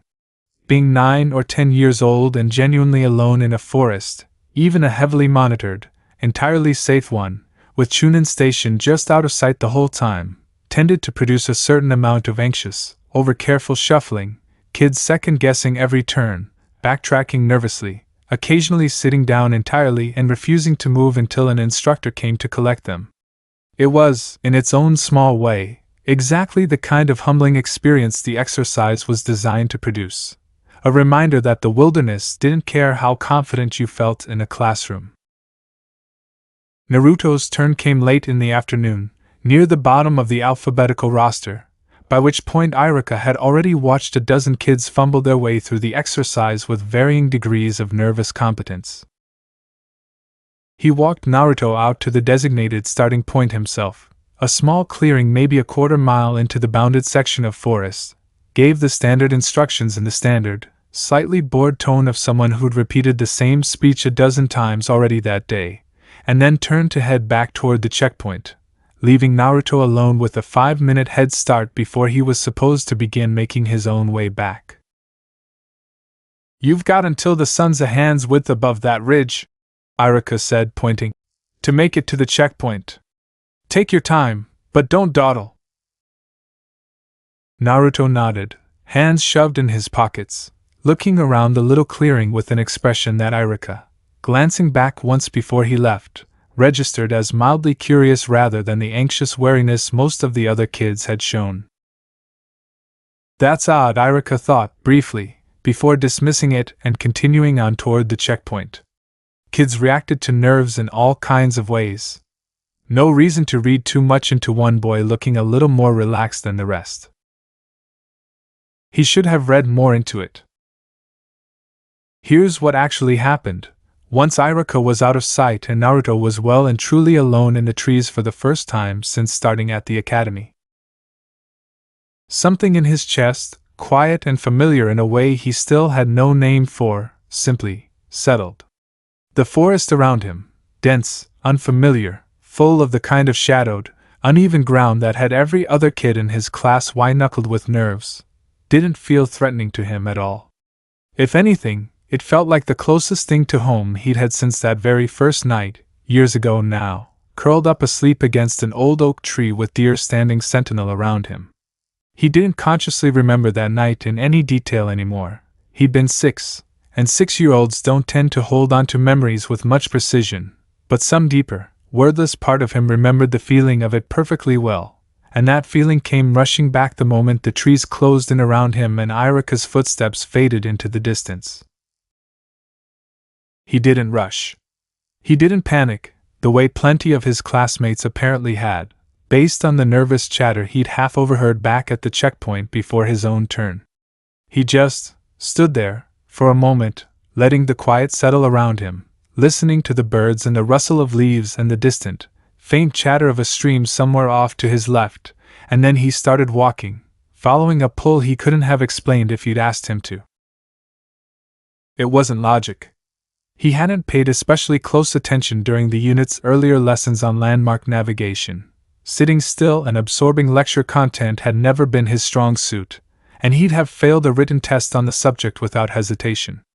But his feet moved with a quiet, unhurried certainty anyway, angling instinctively around the thickest, most disorienting stands of undergrowth, following the natural contour of the land in a way that happened to line up, almost perfectly, with the most efficient route back toward the checkpoint, as though some part of him could simply feel the shape of the whole forest around him, the way you might feel the layout of a familiar room in the dark without needing to see it. He crossed the stream at a spot that turned out, by pure apparent luck, to be the shallowest and easiest ford for a good half-mile in either direction. He avoided a patch of loose, treacherous scree on a small slope that had sent at least 2 earlier students sliding and stumbling, without so much as slowing down to look at it directly. His feet simply angled a few degrees around it, the way you'd step around the puddle you'd noticed out of the corner of your eye, except Naruto never actually looked at it at all. He arrived back at the checkpoint with nearly 15 minutes to spare, well ahead of the sun reaching the mark Iruka had pointed out, moving at an easy, unhurried pace, hands still in his pockets, looking about as concerned as someone taking a stroll through a park. Iruka, checking off names against a roster at a small folding table near the checkpoint's edge, looked up at the sound of footsteps and did a genuine, visible double-take. "Uzumaki?" he said, glancing down at his roster, then back up at the boy standing in front of him, then at the sun's position relative to the ridge, and then, for good measure, back at the roster one more time, as though double-checking he hadn't somehow miscounted the order of students entirely. "Yeah?" Naruto said, tilting his head, apparently not registering anything unusual about the situation at all. "You're..." Iruka started, then stopped, recalibrating. "You made good time." Naruto shrugged, the particular shrug of a kid who genuinely didn't understand why this was worth remarking on. "It wasn't that hard. Just walked back the way it felt right." The way it felt right. Iruka turned that phrase over in his head for a long moment after Naruto had wandered off to sit near the other early finishers, waiting for the rest of the class to trickle in. It was, on its face, the kind of vague, unhelpful answer a 9-year-old gives when he genuinely doesn't understand the mechanism behind something he did correctly. Kids said things like that all the time, more instinct than insight. But Iruka had run this exact drill with a dozen classes over the years by this point, and he had a fairly well-calibrated sense of what beginner's luck usually looked like, and what he just witnessed didn't quite fit that pattern.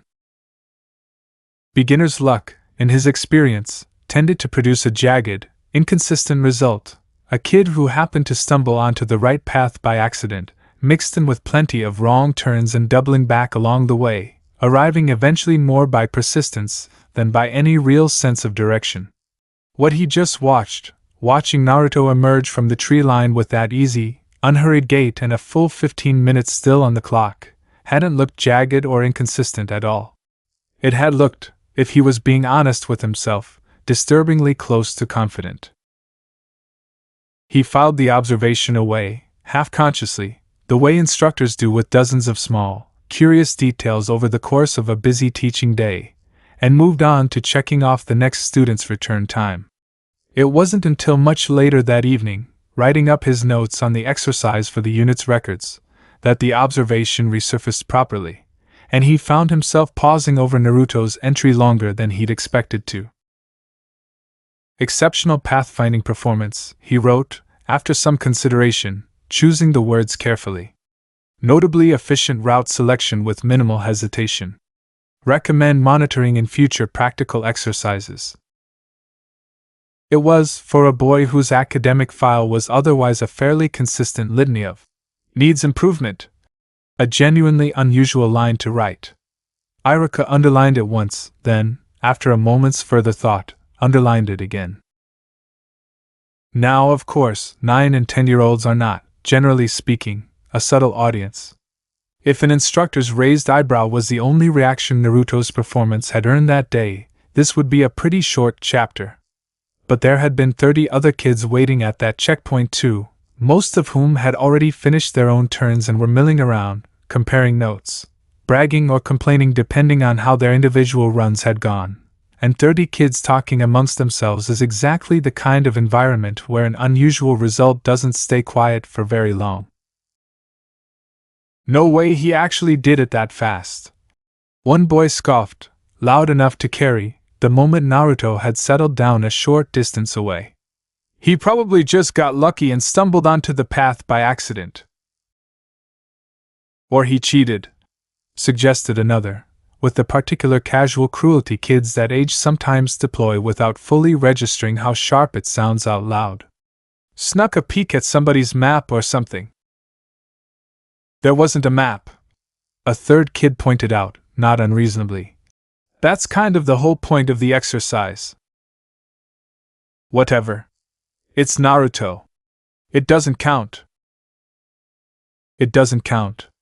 That particular phrase, delivered with the flat, unthinking dismissiveness only children seem capable of, landed somewhere in Naruto's chest with the familiar, dull weight of every other time in his life someone had decided, without evidence, and without much interest in finding any, that whatever good thing he'd just done couldn't possibly be real.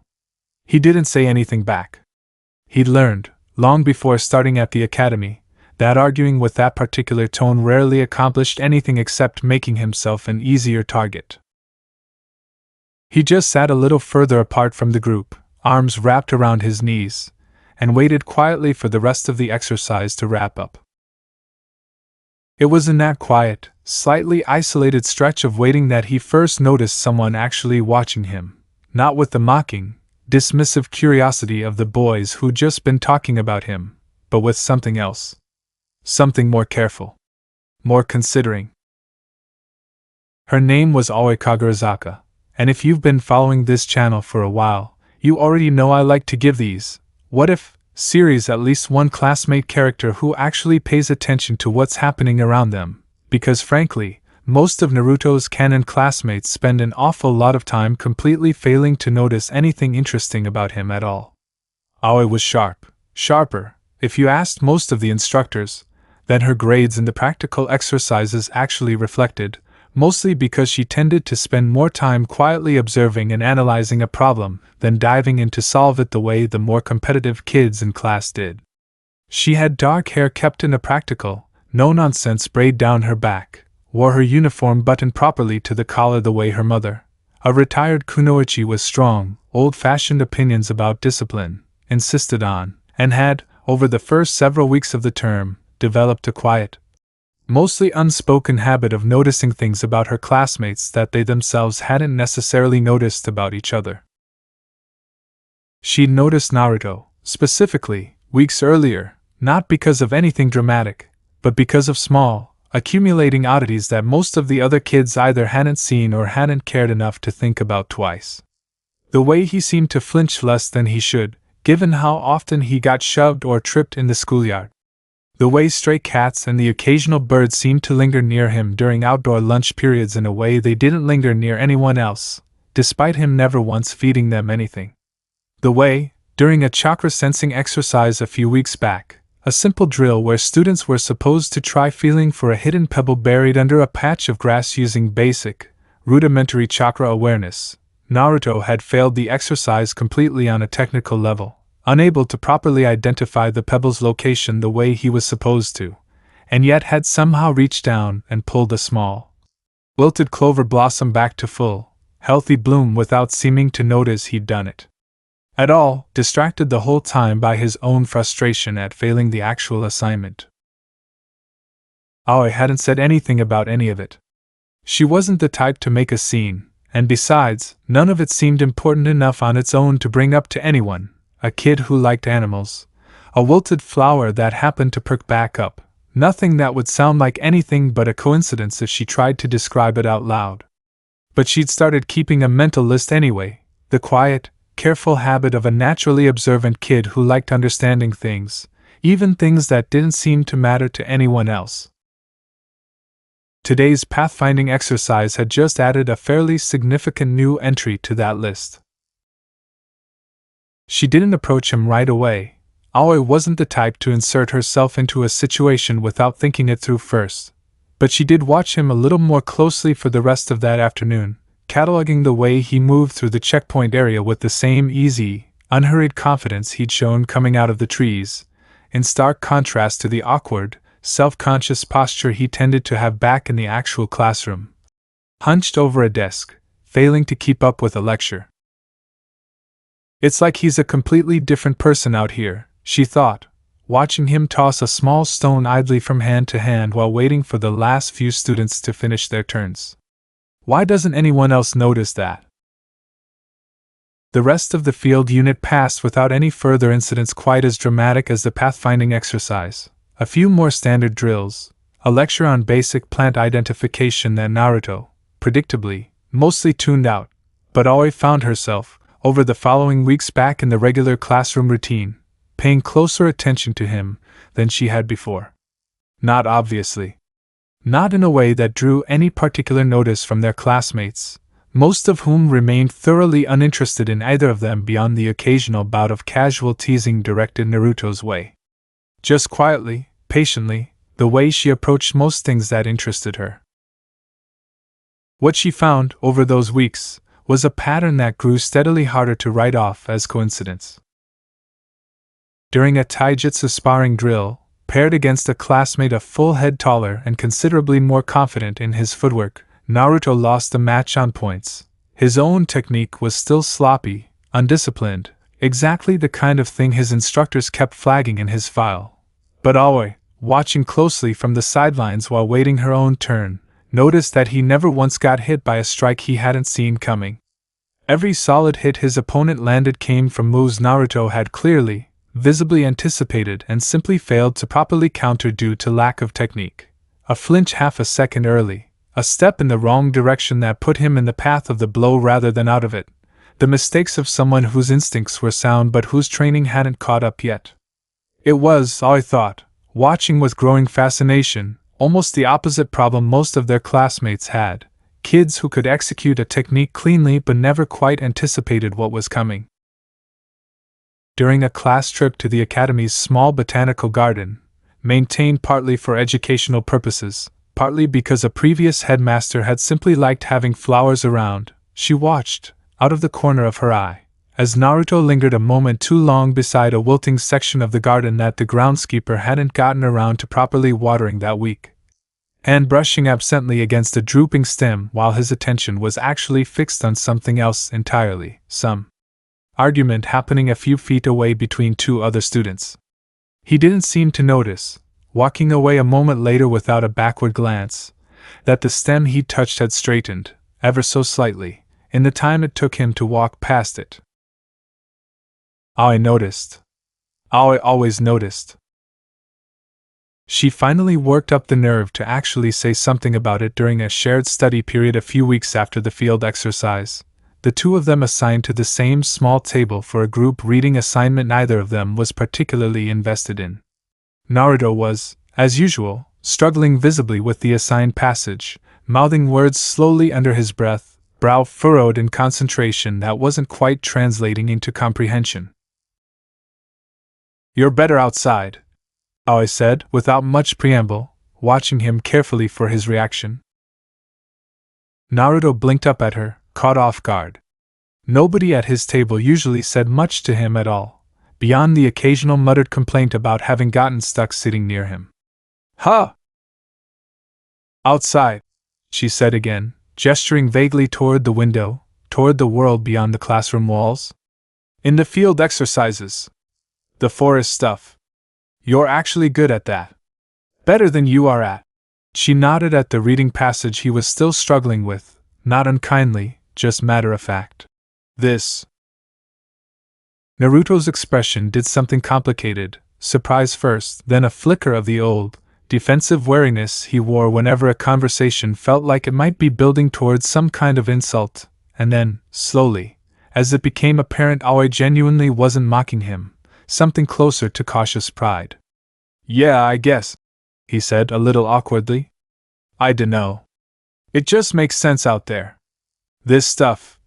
He gestured at the textbook with obvious frustration. "Doesn't make sense to me at all." "Why do you think that is?" Aoi asked, genuinely curious, leaning forward slightly. Naruto considered the question with more seriousness than he usually gave to, well, most things involving self-reflection. "I dunno," he admitted eventually. "I just feel stuff, I guess. Out there. Like I know where things are without really looking. It's weird." He glanced sideways at her, a flicker of old caution returning. "You're not gonna say that's dumb, right?" "No," Aoi said and meant it. "I think it's interesting."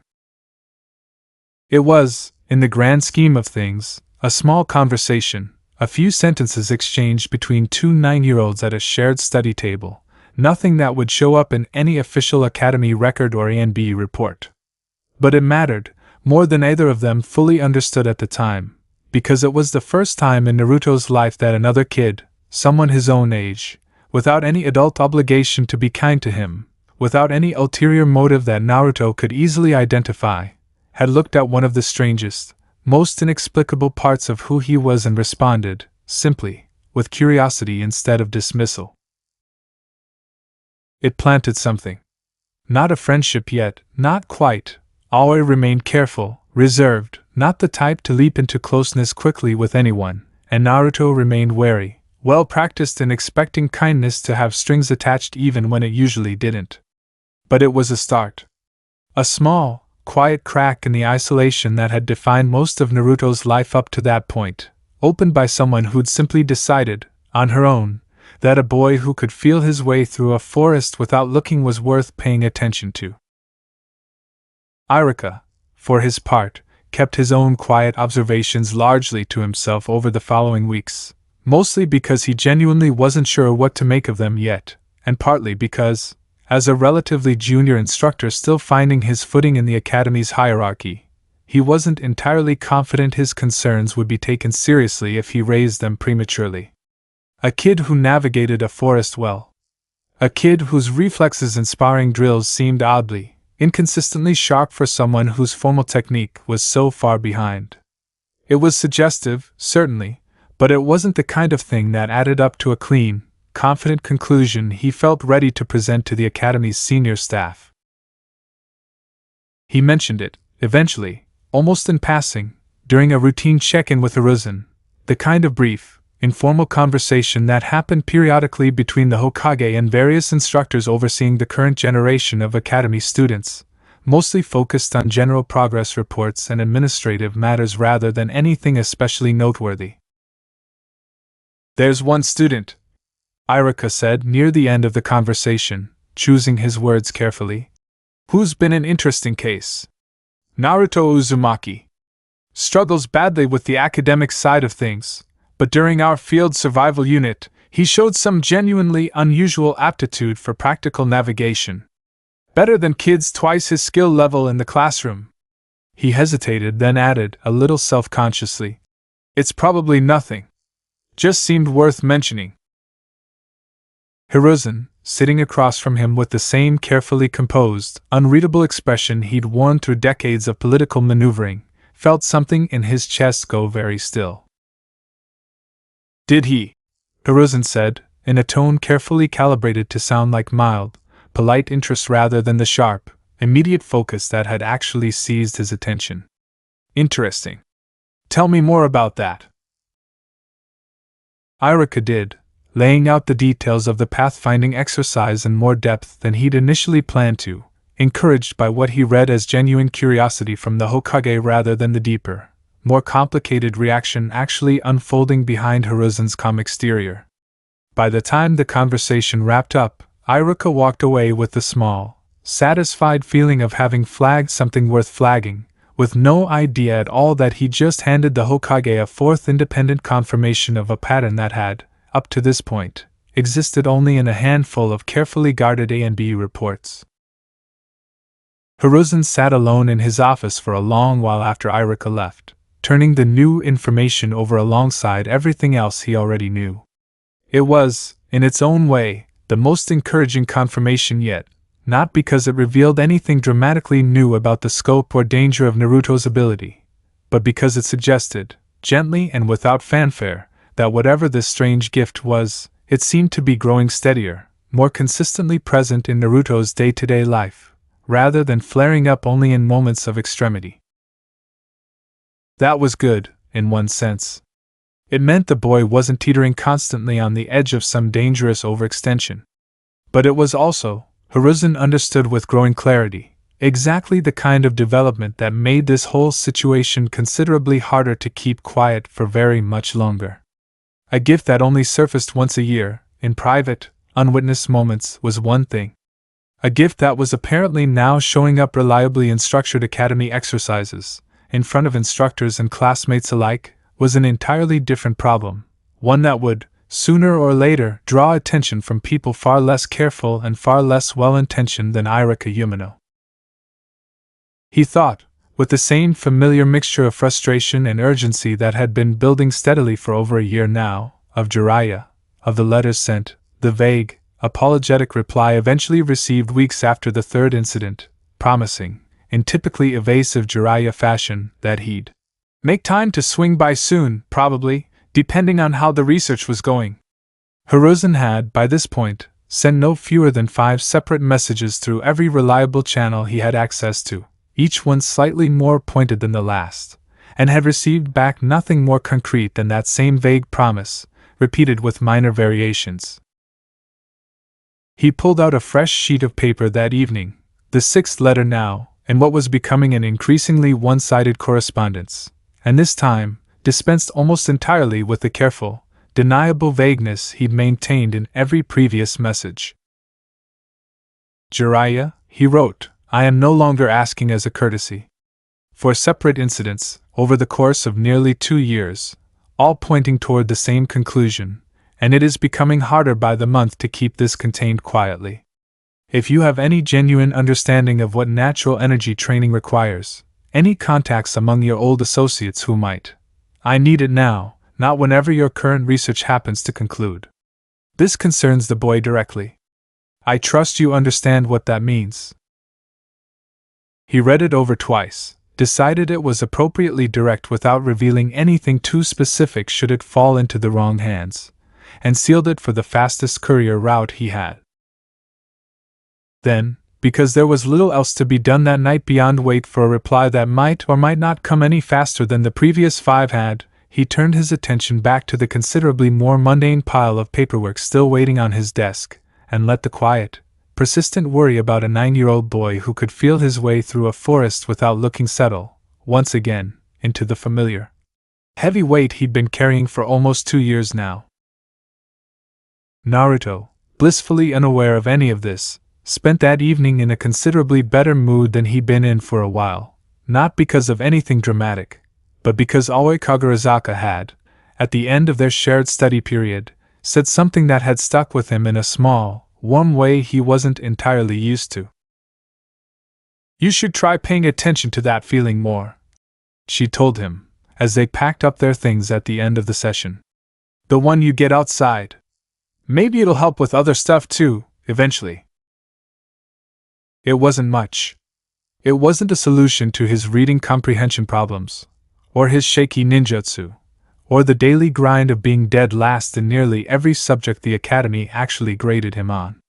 But it was, as far as Naruto could remember, one of the first times a classmate had ever suggested that the strange, wordless part of him that felt more at home in a forest than a classroom might actually be worth something, rather than just one more odd, inexplicable thing about him that made him different from everyone else in a way that invited mockery instead of curiosity.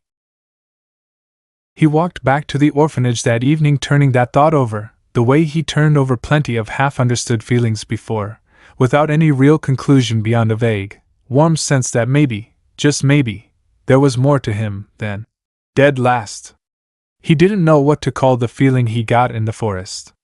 He didn't know that it had a name at all, let alone that it was, at that very moment, the subject of increasingly urgent correspondence between his village's leader and a wandering shinobi scholar somewhere out beyond Konoha's borders, or that a pair of ancient, patient toads on a mountain he'd never heard of had, months earlier, felt the first faint echo of exactly what he was. All he knew was that, for once, the parts of him that everyone else seemed to write off as strange or lucky or not worth counting had, today, been called interesting by someone whose opinion he was slowly, cautiously, beginning to actually value. It wasn't much. But for a boy who'd spent most of his short life being told, in 1,000 small ways, exactly how little he counted for, it was enough to make the walk home feel just a little lighter than usual. He had no idea just how much heavier things were about to get. There are certain nights that split a person's life cleanly into a before and an after, and for Naruto Uzumaki, The night Mizuki tried to kill him in the forest outside Konoha was one of them. You already know most of this story if you've watched the original series, or really any version of it. Mizuki's betrayal, the stolen Forbidden Scroll, the lie about the Nine Tails that he threw at Naruto like a weapon, hoping the truth would break the boy apart from the inside before the giant Fuma shuriken ever had the chance to finish the job. You know that Iruka took that shuriken in the back to protect a student he'd only recently started to genuinely believe in. You know that Naruto, shattered and furious and grieving something he hadn't even had the chance to name yet, called on the Nine Tails chakra for the first time in his life and beat Mizuki half to death in a rage that scared everyone who witnessed it, including, for one brief and terrible moment, Naruto himself. That's canon. That happened here too, mostly the same way, and we're not going to spend this whole chapter retreading ground you already know by heart. What I want to focus on tonight is what happened 3 nights later, a quieter, far less publicized incident that never made it into any official record, that nobody except a single very worried Hokage and a boy who genuinely thought he might be losing his mind ever found out about. Because it turns out that tapping into something as raw and overwhelming as the Nine Tails chakra, even for a few desperate minutes, doesn't just fade away cleanly once the fight's over. It leaves cracks. And cracks, as we're about to find out, are exactly the kind of place where something else, something a lot older, and a lot less understood, can start seeping through. The 3 days following the Mizuki incident were, by any reasonable measure, the strangest of Naruto's life up to that point, and that's saying something for a kid whose life had already included a garden that grew overnight and a forest full of deer that refused to be afraid of him. He'd passed. That was the headline, the part that mattered most to 11-year-old Naruto in the immediate aftermath. Iruka had given him his own forehead protector, right there in the forest, blood still soaking through the bandages on his back, and told him, with more warmth than Naruto had ever heard directed at him from any adult in his entire life, that he was a genin now. A real shinobi of Konoha. Not a failure. Not dead last. Somebody who belonged. He'd spent that first night walking around in a kind of stunned, glowing disbelief, the forehead protector tied around his head like it might disappear if he took it off even to sleep, replaying Iruka's words over and over until they'd worn smooth and comfortable in his memory, like a stone carried in a pocket. But underneath that glow, and this is the part that took a few days to properly surface, something else had shifted too. Something Naruto didn't have any framework for understanding, and wouldn't, for a good while longer yet. He'd felt the Nine Tails chakra for the first time that night. Really felt it, not just the vague, background hum of something he'd occasionally sensed in his own belly on quiet, unremarkable days without ever really examining it too closely. It had come roaring up through him in the middle of that fight, hot and red and furious, healing his wounds almost as fast as Mizuki could inflict them, filling his muscles with a strength that had nothing to do with anything he trained for. It had scared him. Genuinely, deeply scared him, in a way that even Mizuki's cruel, deliberate lie about being a monster hadn't quite managed to. And in the days since, that fear had settled into something quieter and stranger, a persistent, low-grade awareness of himself that he'd never really had before. Like waking up and suddenly noticing you have a heartbeat, and then not being able to stop noticing it. He found himself, over those 3 days, unusually attuned to the small, wordless current that ran beneath his skin, the same one that had grown grass and calmed deer and steered his feet through forests his whole life, except now, for the first time, he was actually paying attention to it instead of simply letting it happen without examination. And paying attention to it, it turned out, changed something. It started small, the way it always seemed to with Naruto. A restless energy he couldn't quite place, 3 nights after the fight, keeping him awake long past when the other boys in his dormitory room had drifted off. He lay on his back staring at the same water-stained ceiling he'd been staring at for years, feeling, there wasn't really a better word for it, itchy. Not physically. Somewhere deeper than that, somewhere he didn't have proper vocabulary to describe even to himself. Eventually, sometime past midnight, he gave up on sleep entirely, pulled on his shoes, and slipped out through the orphanage's back door, a skill he'd perfected years earlier, born of countless nights needing somewhere quieter and less crowded to sit with his own thoughts, and headed, without really deciding to, toward the trees. It's worth pausing here to note something important, something that Hiruzen himself wouldn't fully appreciate until considerably later. Every single time in Naruto's life so far that his strange ability had surfaced, it had come attached to some intense emotional state. Loneliness, that first night. Fear, in the alley and the chase through the trees. A kind of wistful grief, beside the dying garden. And now, restlessness, unease, the lingering aftershock of having touched something enormous and violent inside himself for the very first time, and not yet having processed what that meant. The forest, that night, felt different to him than it ever had before. Not unwelcoming, exactly, it never felt unwelcoming to him, that much had remained constant his whole life, but louder somehow, in a way he didn't have the sensory vocabulary to properly describe. Like walking into a room where a conversation had been happening just before you arrived, the air still faintly humming with it. He found himself walking deeper than he usually did, past the familiar clearings he'd visited dozens of times over the years, into a section of forest that even he, with his uncanny sense of direction, had never bothered exploring before. The trees here were older, thicker, the canopy overhead knitting together so densely that almost no moonlight made it through to the forest floor. It should have been unsettling, dark, unfamiliar terrain, well past midnight, an 11-year-old boy completely alone. It wasn't. If anything, the deeper he walked, the calmer that restless, itching feeling beneath his skin became, like static gradually resolving into a clear, steady signal.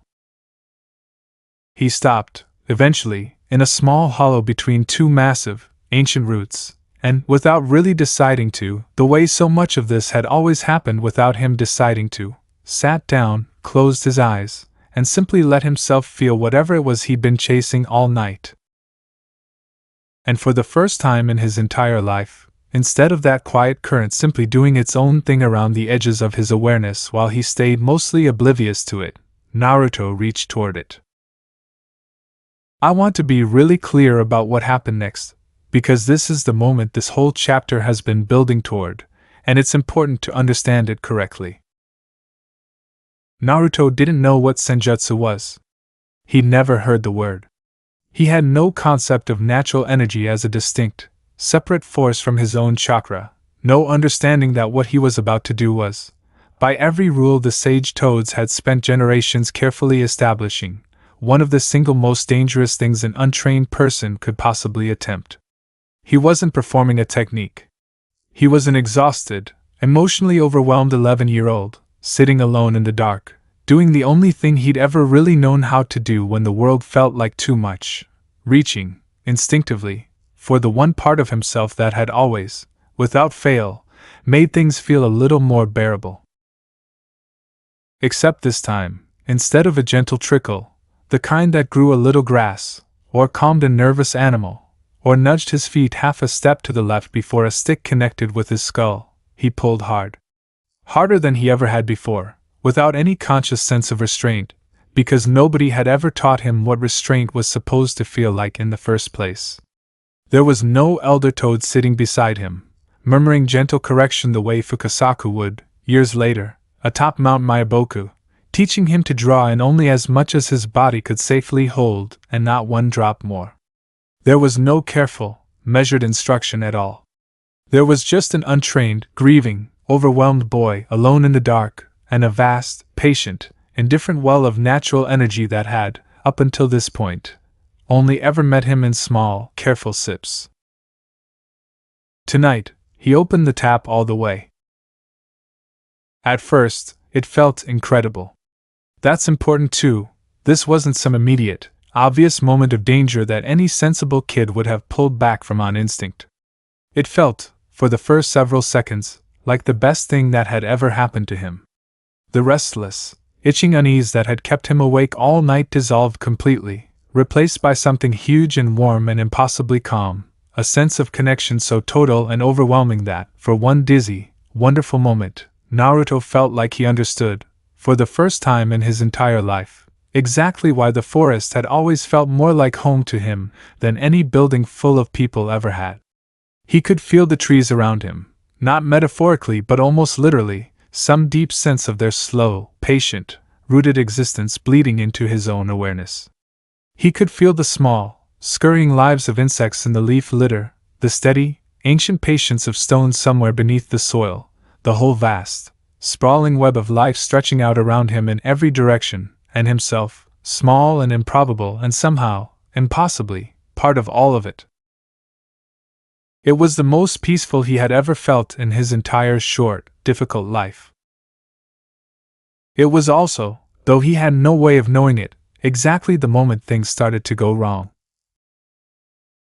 The first sign was subtle enough that Naruto, eyes closed, lost in that overwhelming, unfamiliar sense of connection, didn't notice it at all.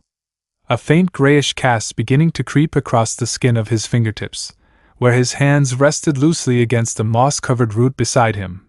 Not dramatic, not the kind of thing that would have shown up clearly even in daylight, let alone in the near-total darkness of a forest hollow past midnight. Just a subtle dulling of color, a faint roughening of texture, the very beginning of a transformation that, left unchecked, would eventually turn living flesh into something closer to unliving stone. The second sign was harder to miss, even for an untrained 11-year-old with his eyes closed. His fingers had gone numb. Not the ordinary numbness of cold, or of sitting still too long in an awkward position, a deeper, stranger numbness, like his hands had somehow stopped being fully connected to the rest of him, distant in a way that made his stomach lurch with sudden, instinctive alarm even before his conscious mind fully understood why. His eyes snapped open. For a long, terrible moment, he simply stared at his own hands, uncomprehending, in the dim, moon-dappled dark of the hollow. His fingertips, all 10 of them, he realized with rising panic as he flexed his hands experimentally and felt that same distant, disconnected numbness ripple through them, had taken on a faint, unmistakable gray tint, the skin gone strange and rough, almost granular, like sand pressed too tightly together. "What?" he started, out loud, voice cracking slightly with the beginning of real fear. "What?" He scrambled backward away from the root he'd been leaning against, as though putting physical distance between himself and the spot where he'd been sitting might somehow undo whatever had just happened, and shoved his hands out in front of him, turning them over in the thin moonlight filtering weakly down through the canopy, staring in mounting horror at fingers that no longer looked entirely like his own. Panic, it turns out, is not a great tool for careful, measured self-diagnosis. But it is, as luck would have it, an extremely effective tool for something else entirely, because panic, in Naruto's case, meant an immediate, overwhelming surge of fear cutting through the strange, dreamy calm he'd been floating in moments before, and fear, as we've established across every single incident in this series so far, was exactly the trigger that had always, reliably, snapped his ability back under some form of instinctive control. The pull toward that vast, patient well of natural energy, the one he'd opened wide without any understanding of what he was doing, slammed shut, hard and sudden, like a door caught by a gust of wind. The strange, dizzy sense of connection to the trees and the soil and the small scurrying lives around him vanished all at once, replaced by the abrupt, disorienting return of ordinary awareness, cold ground beneath him, the ache of having sat too long in one position, and his own ragged, frightened breathing loud in his ears. He stared down at his hands again, hard hammering, and felt something close to relief flood through him at what he saw. The gray tint was fading, color and ordinary texture creeping slowly back into his fingertips even as he watched, the numbness receding along with it, until, within maybe 30 seconds that felt considerably longer, his hands looked entirely normal again, pink, warm, unmistakably his own. He sat there for a long time afterward, knees drawn up to his chest in the familiar, defensive posture that had carried him through so many hard nights before this one, staring at his own hands like they might betray him again at any moment, and tried, with limited success, to process what had just happened. What was that? He thought, over and over, the question circling without ever finding an answer. What did I do? He didn't sleep again that night. He sat in that hollow until the first gray light of dawn began filtering weakly through the canopy overhead, and then, slowly, stiffly, made his way back toward the village, arms wrapped tightly around himself despite the mild spring temperature, carrying with him a fear that had nothing to do with mobs or bullies or angry shopkeepers, the much stranger, much more private fear of not fully understanding, or trusting, his own body anymore. He didn't tell anyone. That's important to understand about this particular chapter, and about Naruto generally at this point in his life. 11 years old, freshly graduated, still carrying the raw, unhealed shock of having just discovered a monster lived inside him and having very nearly killed a man in a blind rage 3 nights earlier. The idea of walking up to Irika, or the Hokage, or anyone else and saying, "Hey, so also, sometimes my hands turn to stone when I do something with my chakra I don't understand," felt, to Naruto, less like a reasonable thing to report and more like exactly the kind of thing that would get him locked away somewhere, studied, treated like even more of a freak than he already felt like most days. So he kept it to himself. He told himself, over the following days, that it had probably been some strange, one-time side effect of everything that had happened with Mizuki, his chakra system still settling after touching something as overwhelming as the Ninetales' power for the first time, maybe, some ordinary physiological hiccup that would fade on its own now that things had calmed down. He avoided going too deep into the forest for a while, avoided that quiet, reaching feeling that had led him into the hollow in the first place, and threw himself instead into the ordinary, exhausting business of being a newly minted genin, team assignments, waiting anxiously to find out who his Jonin sensei would be, the small, mundane rhythms of a life that finally, officially, had a place for him in it. It worked, mostly, as a distraction. But the fear didn't fully go away. It sat quietly in the back of his mind, the way genuinely frightening things do even when you're actively trying not to think about them, surfacing at odd moments, lying awake at night, or during a lull in training when his hands happened to brush against tree bark and some old, half-buried instinct made him flinch back before he could stop himself.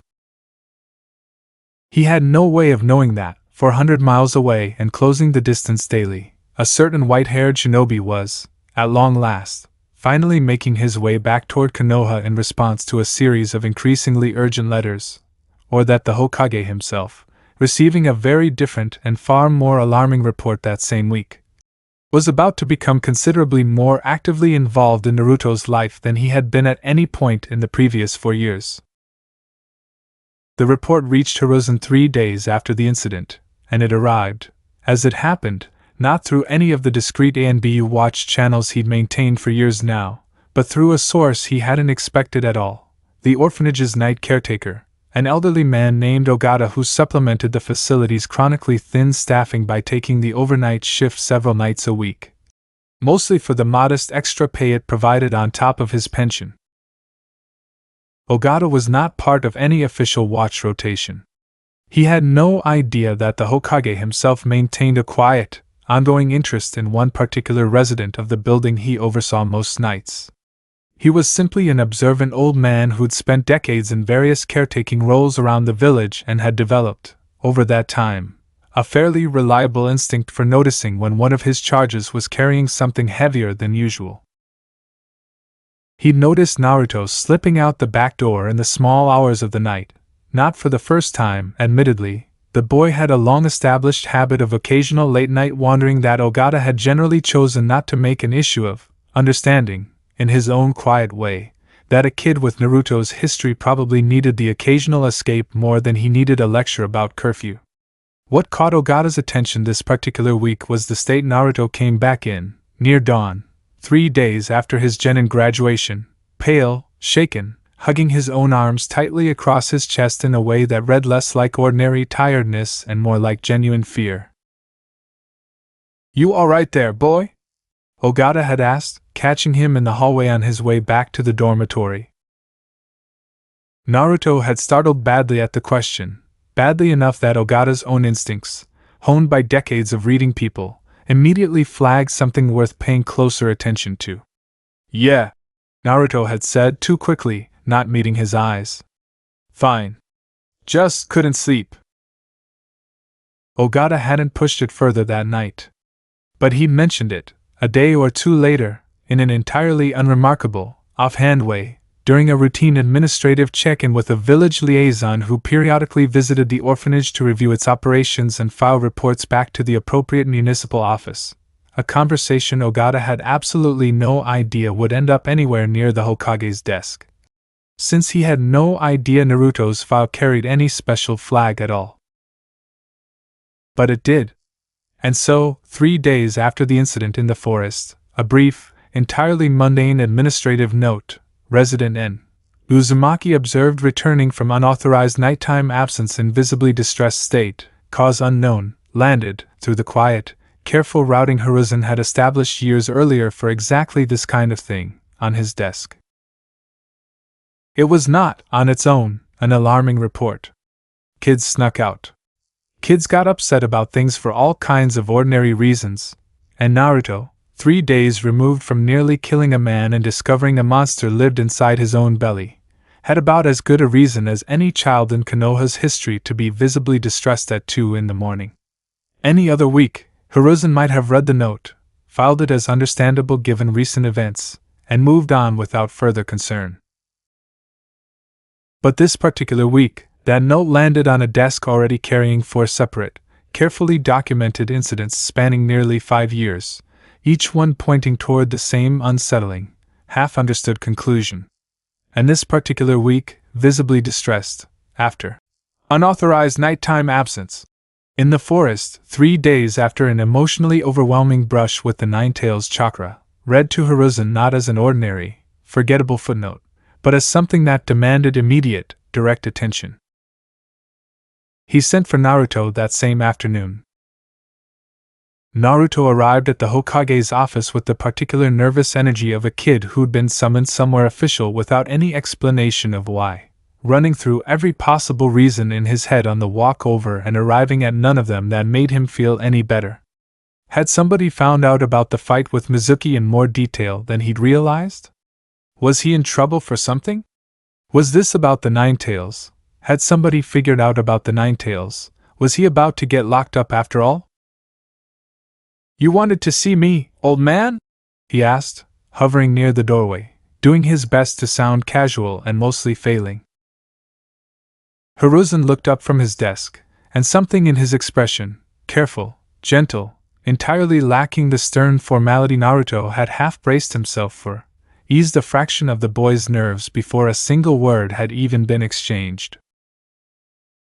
"Come in, Naruto. Sit." He gestured toward the chair across from his desk, and waited until the boy had settled into it, still visibly wary, before continuing. "I want to ask you something, and I need you to be honest with me. Not in trouble. Just honest."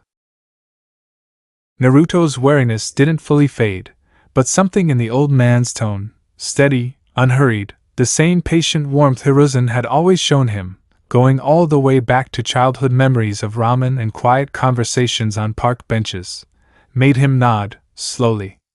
"Okay. 3 nights ago," Hiruzen said carefully, "you left the orphanage very late, and came back near dawn in a state that concerned the caretaker enough that it eventually reached me. I'd like to know what happened." Naruto's stomach dropped.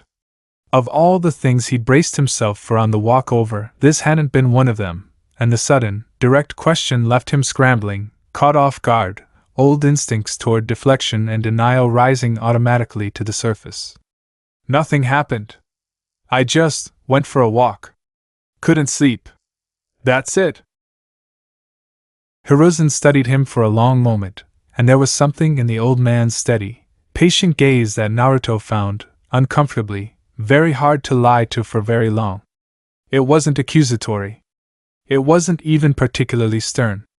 It was just deeply, quietly certain, the look of someone who already suspected there was more to the story and was giving Naruto every opportunity to offer it up honestly before deciding whether to push further. "Naruto," Hiruzen said gently, "I am not upset with you. I promise you that, whatever this is. But I think something happened to you 3 nights ago that frightened you, and I think it may be connected to something I've been quietly keeping an eye on for a very long time now. Longer than you'd probably guess." Naruto blinked, thrown badly off balance. "What do you mean?" Hiruzen considered, for a moment, exactly how much to reveal, weighing, the way he always did, the boy's right to understand his own life against the very real risk of frightening him further with information he wasn't yet equipped to properly process. He decided, in the end, on a careful, partial truth. "When you were 6 years old," he said slowly, "you fell asleep in the forest outside the village, alone, and the ANBU on patrol that night found you surrounded by deer who had no business standing so calmly near a human child. Grass had grown, overnight, taller than it should have. Flowers had bloomed out of season." He watched Naruto's face carefully as he spoke, saw the flicker of genuine, startled recognition pass across it. Not full memory, perhaps, but something. "It's happened several times since then, Naruto. A garden that came back to life overnight, when you were 8. Reflexes in the forest that no untrained child should have. I've been watching, quietly, for nearly 5 years now, trying to understand what it is that seems to happen around you, in the wild places, when you're upset, or frightened, or lonely." Naruto sat very still, absorbing this, a dozen half-forgotten memories suddenly clicking, faintly, into some new and unsettling alignment. The deer. He did remember the deer, vaguely, a fuzzy, dreamlike childhood memory he never once thought to question. The garden, he definitely remembered the garden, though he genuinely believed, all this time, that it had simply been good luck. "That's," he started, voice a little unsteady. "That's not, I didn't do anything. I don't know how to do jutsu like that. I can barely do the regular ones." "I don't believe it's an ordinary jutsu," Hiruzen said. "I believe, and I want to be honest with you, Naruto, that I am still working to fully understand this myself, that it may be something considerably rarer. Something called natural energy. A power drawn not from within your own chakra, but from the living world around you." He paused, choosing his next words with particular care.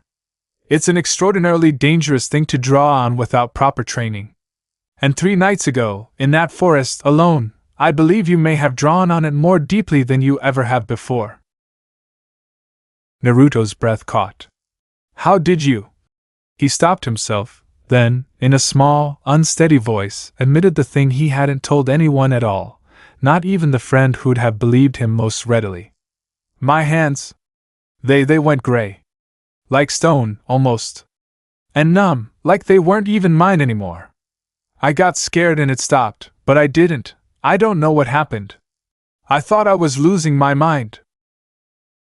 Saying it out loud, finally, to another person, seemed to break something loose in him. His shoulders, which had been rigid with tension since the moment he'd walked into the office, sagged suddenly, and his eyes, when he looked up at Hiruzen, were bright with the particular relief of a kid who'd been carrying something frightening alone for days and had just, finally, set it down.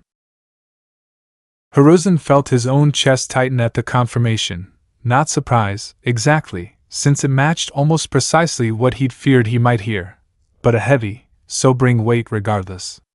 Gray, numbing fingertips. The unmistakable, textbook-accurate early warning sign of exactly the danger every old text he'd managed to dig up on the subject had described in careful, cautionary detail. Confirmation, delivered directly from the boy's own mouth, that this was no longer a slow-building curiosity he could afford to observe patiently from a comfortable distance. "You are not losing your mind," Hiruzen said firmly, leaning forward slightly, wanting the boy to hear this part with absolute clarity. "What you experienced has a name, and it happens to people who draw on this kind of power without the proper training to hold it safely. It is not a sign that something is wrong with you, Naruto.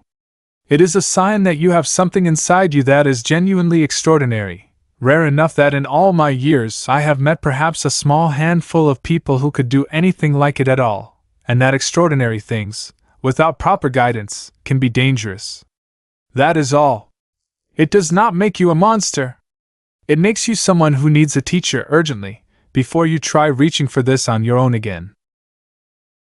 Naruto sat with that for a long moment, turning the words over, some old, deeply ingrained part of him waiting for the other shoe to drop, for this conversation to end, the way so many conversations about the strange, unexplainable parts of himself had ended before, with some qualifier that made it clear he was still, underneath it all, a problem to be managed rather than a person to be helped. It didn't come. Is there? He started, hesitant. Is there actually somebody who can teach me? About this? I believe so, Hiruzen said, with more certainty in his voice than he'd allowed himself to feel in weeks. I have been in contact with an old student of mine, someone with far more direct knowledge of this particular discipline than I have ever had. He has been slow to make his way back to the village, but I intend to make it very clear, in my next correspondence, that this is no longer something that can wait for his convenience. He allowed himself, for the first time in a long while, a small, genuine smile. You may already know his name, actually.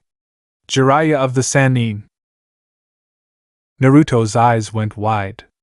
Even at 11, even with only a passing, second-hand knowledge of the great shinobi legends Konoha's history was full of, the name Jiraiya carried weight, one of the Sannin, one of the most powerful shinobi the village had ever produced, a name that showed up, reverently, in the handful of history lessons Naruto had actually managed to retain from his largely disastrous academy career.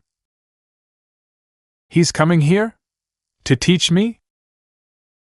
I hope so, Hiruzen said honestly. And in the meantime, Naruto, I need you to promise me something. Whatever this feeling is, this pull you feel, toward that reaching, connected sensation you described, I need you to promise me you will not chase it again. Not alone. Not until someone with real understanding of this discipline is there to guide you through it safely. Can you promise me that? Naruto hesitated only a moment before nodding, firm and sincere. Yeah. I promise. He meant it, too, in the earnest, wholehearted way an 11-year-old means most promises, not fully understanding yet just how difficult that promise might prove to keep, given how deeply, instinctively woven this strange gift already was into the fabric of who he was. But for now, sitting across from the one adult in his life who had never once, in all the years Naruto had known him, made him feel like a burden, that promise felt entirely, easily manageable. Hiruzen watched him go a short while later, walking out of the office with a noticeably lighter step than he'd carried walking in, and allowed himself, once the door had closed, a long, weary exhale. The conversation had gone about as well as he could reasonably have hoped for. Naruto knew, now, at least the broad shape of what was happening to him, enough, hopefully, to keep himself from stumbling into real danger again in the immediate future. But hopefully, was doing a great deal of heavy lifting in that sentence, and Hiruzen was under no illusion that a single conversation and a well-meaning promise from an 11-year-old constituted anything close to a real solution. He sat back down at his desk and pulled out paper for what was now the 7th letter in an increasingly desperate correspondence, and this time, he didn't bother with careful diplomatic language at all. Jiraiya, he wrote, 3 nights ago, the boy drew on natural energy alone, unsupervised, and untrained deeply enough that the early physical signs of failed senjutsu manifested in his own hands. He is frightened, and he is 11 years old, and he has no one in his life capable of teaching him how to do this safely. I am done waiting for your research to conclude on its own schedule. Whatever you are doing, wherever you are, I need you in Konoha. Not eventually. Now. He sealed it, sent it by the fastest possible courier route, and then sat for a long while in the quiet of his office, watching the evening light fade slowly over the village rooftops, thinking about a small, gray-fingered hand reaching for something ancient and enormous in the dark, entirely alone. It wasn't going to stay that way for much longer. He intended to see to that personally, whatever it eventually took. Far away, closer than Hiruzen realized, as it happened, though not close enough yet to make much practical difference, a white-haired shinobi sat in a small inn room, staring at a letter that had finally, after weeks of half-hearted procrastination dressed up as ongoing research, managed to properly cut through his usual distractions. Jiraiya read Hiruzen's 7th letter twice, the easy, joking half-smile he usually wore fading steadily with each line, and by the time he reached the end, he was already reaching for his travel pack, old instincts from a lifetime of shinobi discipline overriding whatever half-formed plans he'd had for the following week. Gray fingertips, he thought, setting the letter down, feeling something cold and serious settle in his chest that had nothing to do with the modest evening chill outside his window. He'd read about that particular warning sign himself, decades ago, in his own early, cautious training on Mount Myōboku, back when Fukasaku had drilled the danger into him with the kind of stern, repeated urgency that only came from a teacher who had, at some point, watched it happen to someone and lost them. He thought, too, of the strange, faint ripple Fukasaku had mentioned to him in passing, months and months ago now, during one of his own increasingly infrequent visits to the mountain, a rough, untrained pull of natural energy somewhere in the direction of the land of fire, gone before either toad could pin down its exact source. Idiot, Jiraiya thought with a sharp, self-directed frustration that had nothing to do with anyone but himself. You had months to look into that properly, and you let it sit. He was on the road within the hour, moving faster than he had in years, Konoha finally, firmly at the top of a list of priorities he'd let slip for far too long.